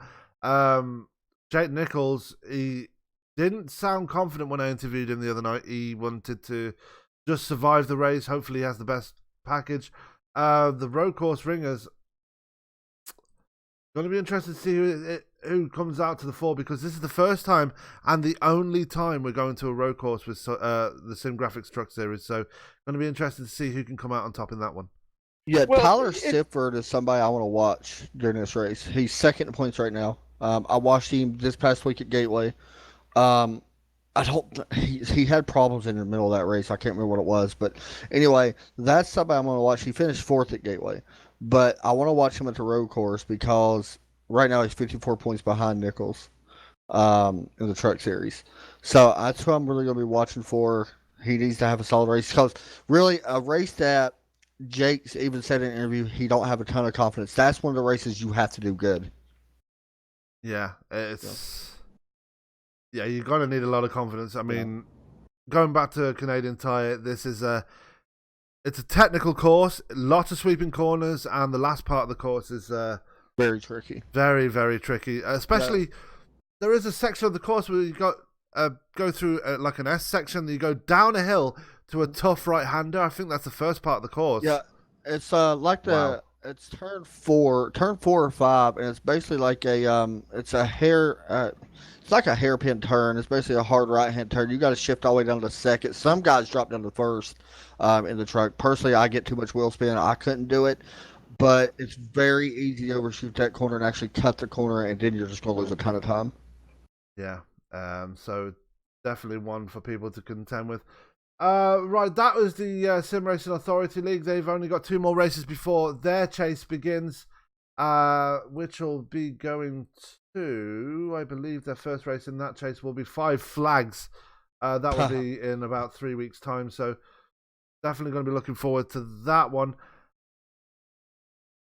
Upcoming races, obviously we've talked about the Indy 500 tomorrow night. Definitely going to be one hell of a race there. We've been bigging it up for the most part. This is mainly what the today's podcast is all about. Yeah, just trying to get the awareness out for that race. Again, I don't want to toot our own horn a little bit, but let's talk about Team ESPN in our endurance race efforts, and something we got coming up in a couple of weeks called the Petit Le Mans. Yeah, it's something that we've not really focused on. If I'm being honest, I've not really gotten out there and practiced, but we do have a setup being worked on. The races, I believe, is less than 2 weeks away. Where's that track at that they raced at on? Road Atlanta. Road Atlanta, that's what it was. I've never been that great there. Yeah, talk about technical race courses. Yeah, it's tough. Yeah. That's just one of the tracks I'm not that great at. I mean, there's some road courses I can't stand. I think that might be up there. Yeah, but I'm going to toot my horn like crazy because I got to drive Ruby to the checkers at the 24 at Daytona over a P3 overall. Yeah, he got that. Adam, that's all we've heard for the past like 8-9 months now. It's like I got to drive Ruby to the checkered flag at the Rolex 24. That meant a lot. Wait, man. you finished third? Yeah, we finished third overall. No, funny story. I had that race won a couple times ago. I think it was last year we did it. Had it won within by 4 laps, and we was like gone. Anyway, everybody knows Landon. He races for my team. He decided he decided to clean off the track in turn 1. Oh no. Yeah, we was done. We wrecked out. We lost. We finished like 16th. Gosh, that was so depressing, man. Shout out to Landon Lacey. Yeah, shout out Landon. He's gonna kill me for saying that. Yeah. Is somebody gonna get kicked in the ding ding? Oh, he's gonna kill me for saying that. Rick Ravon in the chat. Thanks for the kind words, sir. We've got to try and get you on an episode soon enough. Got to get your input on how things are with you in the racing world. Obviously, we have the Ravon reports every week. We watch those and things like that. Always entertaining. Always entertaining. So make sure if you ever want to watch a recap of a race and be entertained at the same time, then check out Rick Ravon and his Ravon reports. His report today. He's all bouncing around in the truck. Oh, lovely! It was great. It was great. Oh, and as much as I'm hyped for the Indy 500 tomorrow, Rick Ravon is absolutely ecstatic. He cannot wait for it. He's just the same as me. Just cannot wait until the race tomorrow. It's going to be absolutely epic. Going back to what I was saying though about the Team ESPN, we've Daytona 24 hour, the Rolex 24. That seems to be the only luck we've had all year, to be honest, Byron. As much as we've run Spa, we just haven't gotten luck there. 6 hours of the Glen, we didn't have much luck either. To run those LMP1s at Le Mans, and I'm thinking the Petit Le Mans in the. We're still running Ruby in that one, correct? Yeah, we are. That's a good paint, by the way. We can do that one. Yeah. It's just that one section that always catches me out. You know, that dip into the valley and then back out into that blind left-hander. Yep. That is probably one of the most difficult sections I've ever had to deal with. Yeah. You just have to pick a spot on the skyline and use that as your, exit point. So it's gonna be interesting. How many laps is that, or how long is that race? 10 hours. Yeah. So it's gonna be interesting because it's probably gonna go to nighttime, right? Yeah, it will. It will. Yeah, good luck with that one, guys. We're gonna need it. Hey, we did pretty good. We actually did pretty good through the night at Spa. Yeah, we did. See, that's tough too. I mean, Spa's pitch black. Nate destroyed his car in the nighttime. Who was driving I think it was Will Kirk. He destroyed our car in the nighttime. I'm pretty sure the third car got destroyed as well. So yeah, it was great driving in the nighttime. 100%, Bar, yeah, all the way. It was up Eau Rouge and into Radion as well. That always catches people out. Eau Rouge is so fun. Yeah. Well, what got me was when two guys were trying to go side by side through the high speed left-hander, and then they, and I'm laying back behind them because I know that wasn't going to work, and both of them slammed on the brakes at the same time. So they got punted. Yeah, that's awesome. And then obviously we had the 6 hours of the Glen. Rick will attest to this, and it was my fault that we ended up as far back as we did because I wasn't paying attention. I kept on talking, and obviously missed my braking point and went straight on at the heel of the boot and ruined our race. So I apologise for that one. I won't make that mistake anytime soon again. So hopefully, Road Atlanta, we should have some better luck. It's a very difficult track compared to the ones we've run at so far. So Team ESPN, we are looking for... We do broadcast some of that, by the way. We do broadcast some of that. We are looking for drivers, so if you're interested in joining us, then... Nope. No, I know you wouldn't be. But Oh, come on, Adam. nope. Y'all want to finish, right? well, we've done a good job of not finishing so far, so I yeah. can't even make it through turn 1 without there. I hate that place. But, That's yeah, why we always put Ronnie Osmer in the car first. yeah, but he's at college, so we can't do anything this time. Oh, crap, that's right. Yeah, we're pretty much two pieces of metal wrapped helically around an angle. Oh god. In other words, screwed. Yeah. But definitely going to be looking forward to that one. It's less than 2 weeks away. Got to get some practice in and get ready for that one. I'll be bringing the Tiger back for that one. The yellow and black iRacing iFlag machine. Obviously, Byron, you'll be bringing Ruby with you as well. So that's definitely going to be looking forward to that one. I'm not sure if we're going to run 2 cars or 3 cars. It is only a 10-hour race, so it's pretty short by comparison. We'll have to think about that one, but focus after Road Atlanta will be on the Rolex 24 this coming January, so that is where all the focus will be, and hopefully we can expand on the brilliant result we got last time with that overall 3rd place. Anyway, that is going to do it for our leagues. We're going to go just quickly touch on the real life stuff at the moment, because we've got the chase underway in the NASCAR Cup Series. Probably people don't want to hear about this, but I think the biggest headline coming out of Richmond was spin to win.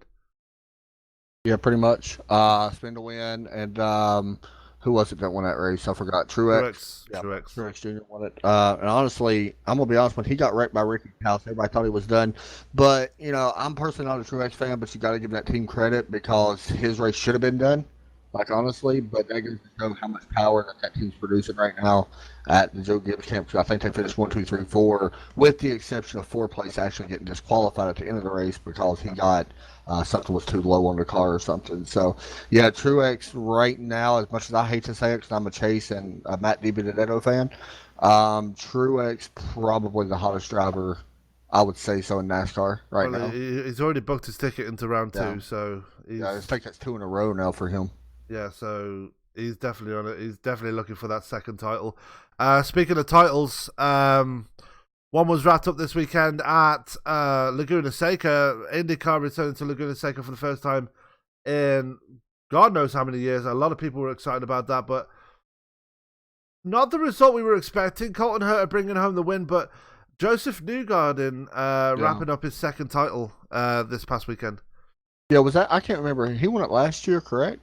And no, it was Scott Dixon that won it last year. Scott Dixon did win it last year. Yeah, Yeah, this was Newgarden's 2nd.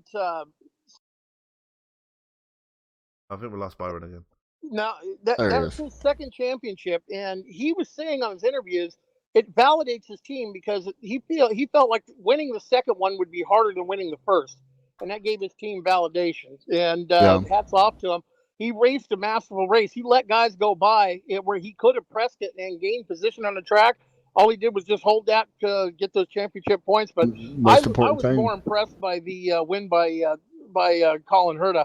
That kid is just amazing. He's got a career ahead of him beyond belief. And as much as I hate to say it, he's already outshone his dad. I mean, Brian Herta, I think he only had, 1 or 2 career wins? Is he the young kid I'm thinking of? He's not very old, right? Yeah, he's the son of Brian Herta. I'm trying to remember if that's who I was watching that one day. I can't remember. Anyway. He's the son of Brian Herta. He's been he's like, if you want to compare him to someone, he's like the Max Verstappen of IndyCar. Okay. Because obviously they come from they have fathers that admittedly weren't successful when they were racing, but have really stepped up and really garnered more success than their fathers ever did. And it's really shown that the new generation is really very much a step up from the previous. Some of them can, man. Like, and as far as when we was just talking about NASCAR, Christopher Bell got called up today to drive the Levine family racing number 95 in 2020. Yeah. That's another example, like what you was just saying. The kid's got talent. Like, I mean, some of these feeder programs that they're raised up in, like say Xfinity, for example, is getting him ready, and he's going to be better in Cup, I think, personally, than he was in Xfinity, just because, to me, the Cup cars are easier to drive than Xfinity, from what everybody was saying. Now, I can't pronounce real life, but from what I've been reading online and stuff, even Dale Jr. said the Xfinity car is harder to drive than the Cup cars. So you can only imagine what a guy like Christopher Bell, who's done well in Xfinity, what he can do in the Cup Series. Absolutely, and it's going to be interesting to see how Christopher Bell competes in the NASCAR Cup Series next season. He's very talented, came from our racing background, just like William Byron. So, and also, breaking news actually just now came out, like no more than 20 minutes ago. There will be no official Cup Series sponsor next year, so there is no Monster Energy next year. Oh, There is wow. not going to be none. Yeah, it looks like they're only going to sell 4 or 5 elite sponsorships. That's going to cover parts of the schedule. So they're basically going down the Formula One route. That's exactly what it sounds like. Yeah. And I guess whenever times are getting hard in NASCAR. Yeah, whenever you got to charge that much for a sponsorship, I mean, who wants to sponsor it? Well, let's be real.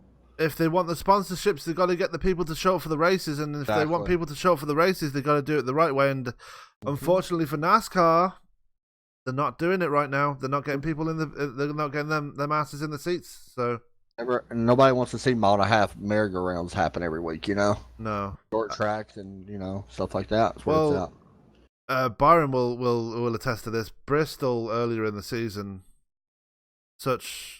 probably next to Indianapolis, probably the worst race for spectatorship. It was the worst attendance I've ever seen at a NASCAR race. I went to the Bristol races, for the Xfinity race. Hey, I was there. Kevin stayed over for the Cup race the next day, and the stands, even for the Cup race, it was bad. Were down low. Empty, right? They made up for it in the August race, but the April race really bad. See, what's interesting, next year they pushed Bristol back to September for the Chase race. Let's talk. Personally, they need to move the spring race up too. In my opinion, they need to push it. Let's talk about that. The 2020 schedule. Yeah, I'm not a fan of it. They're trying to copy the Detroit Jewels with the back-to-back Pocono races. I don't agree with that. Right. Two full length Pocono races in 2 separate days. That is just going to kill the drivers. Yeah, whenever you're already talking, if you go look at Bubba Wallace last year when he ran the Cup Series for the 43 when he was substituting, he ran at Pocono, he got out of the car and passed out. That was one race. You're going to do this to him and other drivers twice in one weekend. Yeah, I'm not a big fan of some of the tracks. I'm definitely okay with them pushing Bristol back to a chase race, but some of these other tracks, I'm not a big fan of how they set it up. Well, another thing too is NASCAR is trying to create ways to put fans at the track, to bring the popularity back. And I think that they're missing the largest opportunity in my eyes is they should partner with the IndyCar series. Say like at Pocono, run the Cup race or run the IndyCars, in the morning, run the Cups in the afternoon. Have a combined weekend at several different venues with different racing series. SCCA for the road course or IMSA for the road courses. Ovals that the Indy and the Cups can go to at the same time. They need more of that, and I bet you they would just knock it out of the park. But to them, it's more of a money thing on my eyes. Can you imagine Tony George and the France family teaming up for something like that? It'd be an absolute massacre.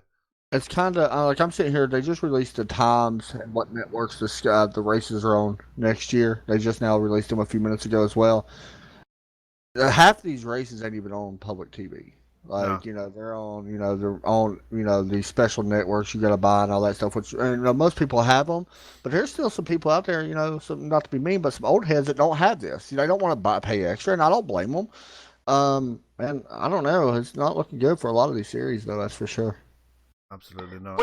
Which if you get down to the brass tacks of it, puts a company like ESPN and a platform like iRacing more into the limelight to where, all you need is some more recognition, and we're sitting on the forefront of something that's going to do nothing but grow. Yep. Yeah, I mean, we had the big the big expo in Germany recently.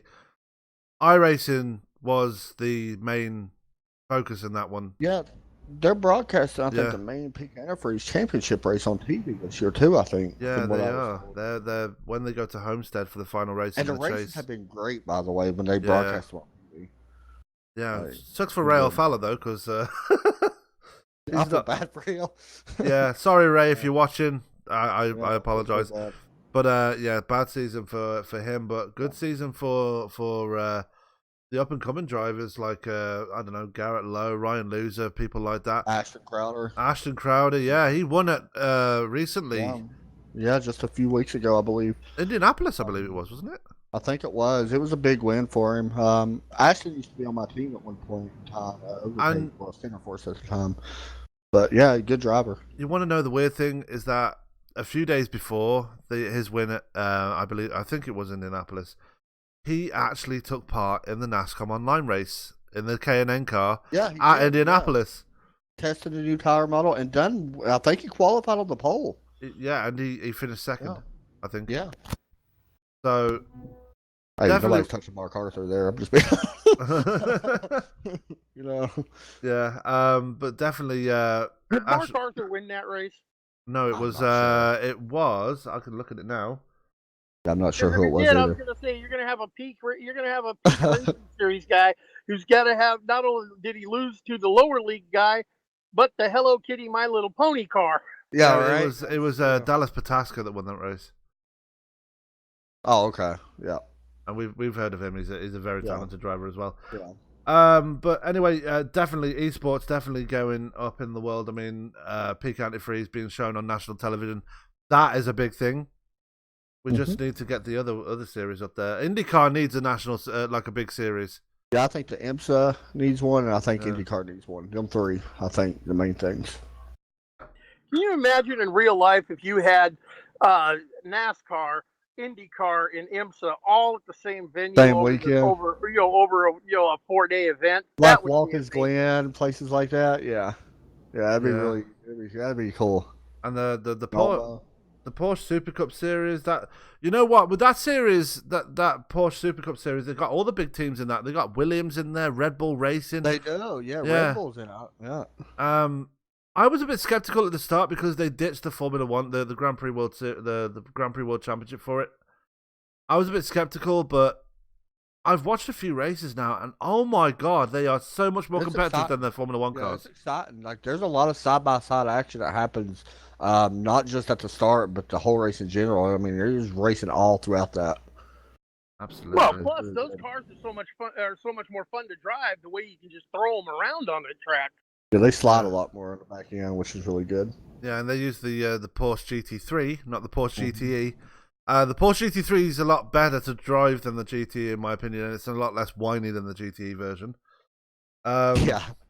Don't sound that I great. cannot stand the sound of those Porsches. I'm sorry. Don't sound that great. I'm sorry, iRacing. Guys, if you're watching, do something with that engine. Oh my Pretty god. bad. It- Yeah. Sounds like a baby crying. It's, And do something with the talent in the BMW drivers, please. they can't help that. They can't help that. But anyway, that is going to do it for the real life motorsports side. Going to do a bit more of a preview towards tomorrow's Indy 500. Adam, you're going to be in the booth for that one with Todd Chase and mystery third person. Ooh. Just give us your thoughts going into that one. You're going to be in the booth for that one. Well, it's gonna be interesting because there's a lot of things I'm gonna be watching for. Last time I broadcasted, Jonathan Goat did have trouble in the race in the middle of it. He was able to battle back up through. He's a very talented driver. It's somebody to definitely watch out for. I'm gonna be watching some of these rookies though. That fuel mileage is gonna be an issue. I got a feeling that we are gonna have a long green flag runs during this race at some point. It may even happen early. Because I think a lot of guys are going to be careful knowing how long this race is. I don't think you're going to have drivers push. I think somebody will lose the race on pit road. And, of course, they're going to lose it on the track. But I don't know, man. There's going to be a lot of stories that we're going to be watching tomorrow that could happen. Guys like you, for example, what's going to happen. Guys like John Poole after coming off a win. Just in general, you got to watch out for Rick Rabon. And I think he's definitely probably one of the favorites. Him and Scott Brinson probably one of the favorites going in. So I don't really know, but there's going to be a lot of stories that happen over the race more than what happens going in. Yeah, I'm going to be so looking forward to watching. I wish I'm still to participate in it. My employer thought otherwise, but I will be on the road. I will be in the state of Delaware watching the race, rooting you guys on, paying attention to it so I can come back with a great commentary at the end of it. Maybe you can take your truck around on a few laps around the Monster Mile while you're there. That could give me some help for this little broadcast. Long ago. Absolutely. But anyway, that is going to pretty much do it for this podcast. Definitely very much a big input from the guys in the chat. Guys, the first one's in the books. Definitely enjoyed this first podcast with you guys. Yeah, man, it was fun. It's something we've been wanting to do for a few months now. So hopefully the chat liked it. If you do, like it and all that good stuff, and we're going to plan on doing more. Absolutely, and we have the ability to talk to anybody. We have the ability to bring up any subject. Go over the leagues that ESPN brings you.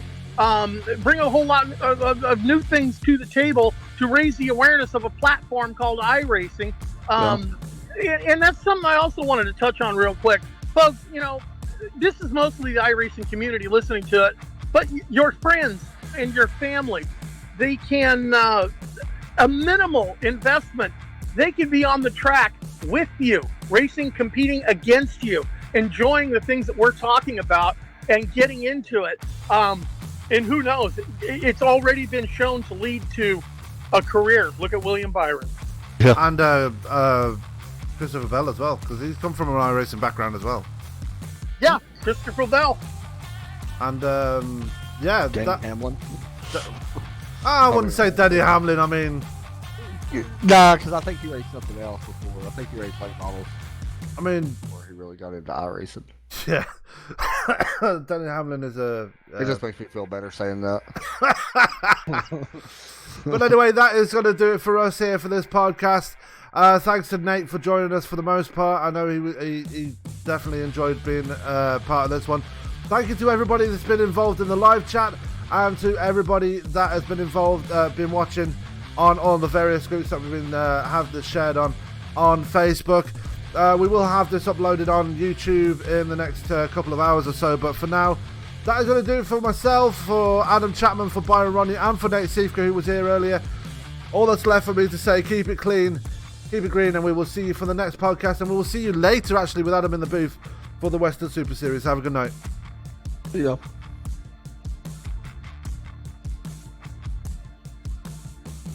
Let's go.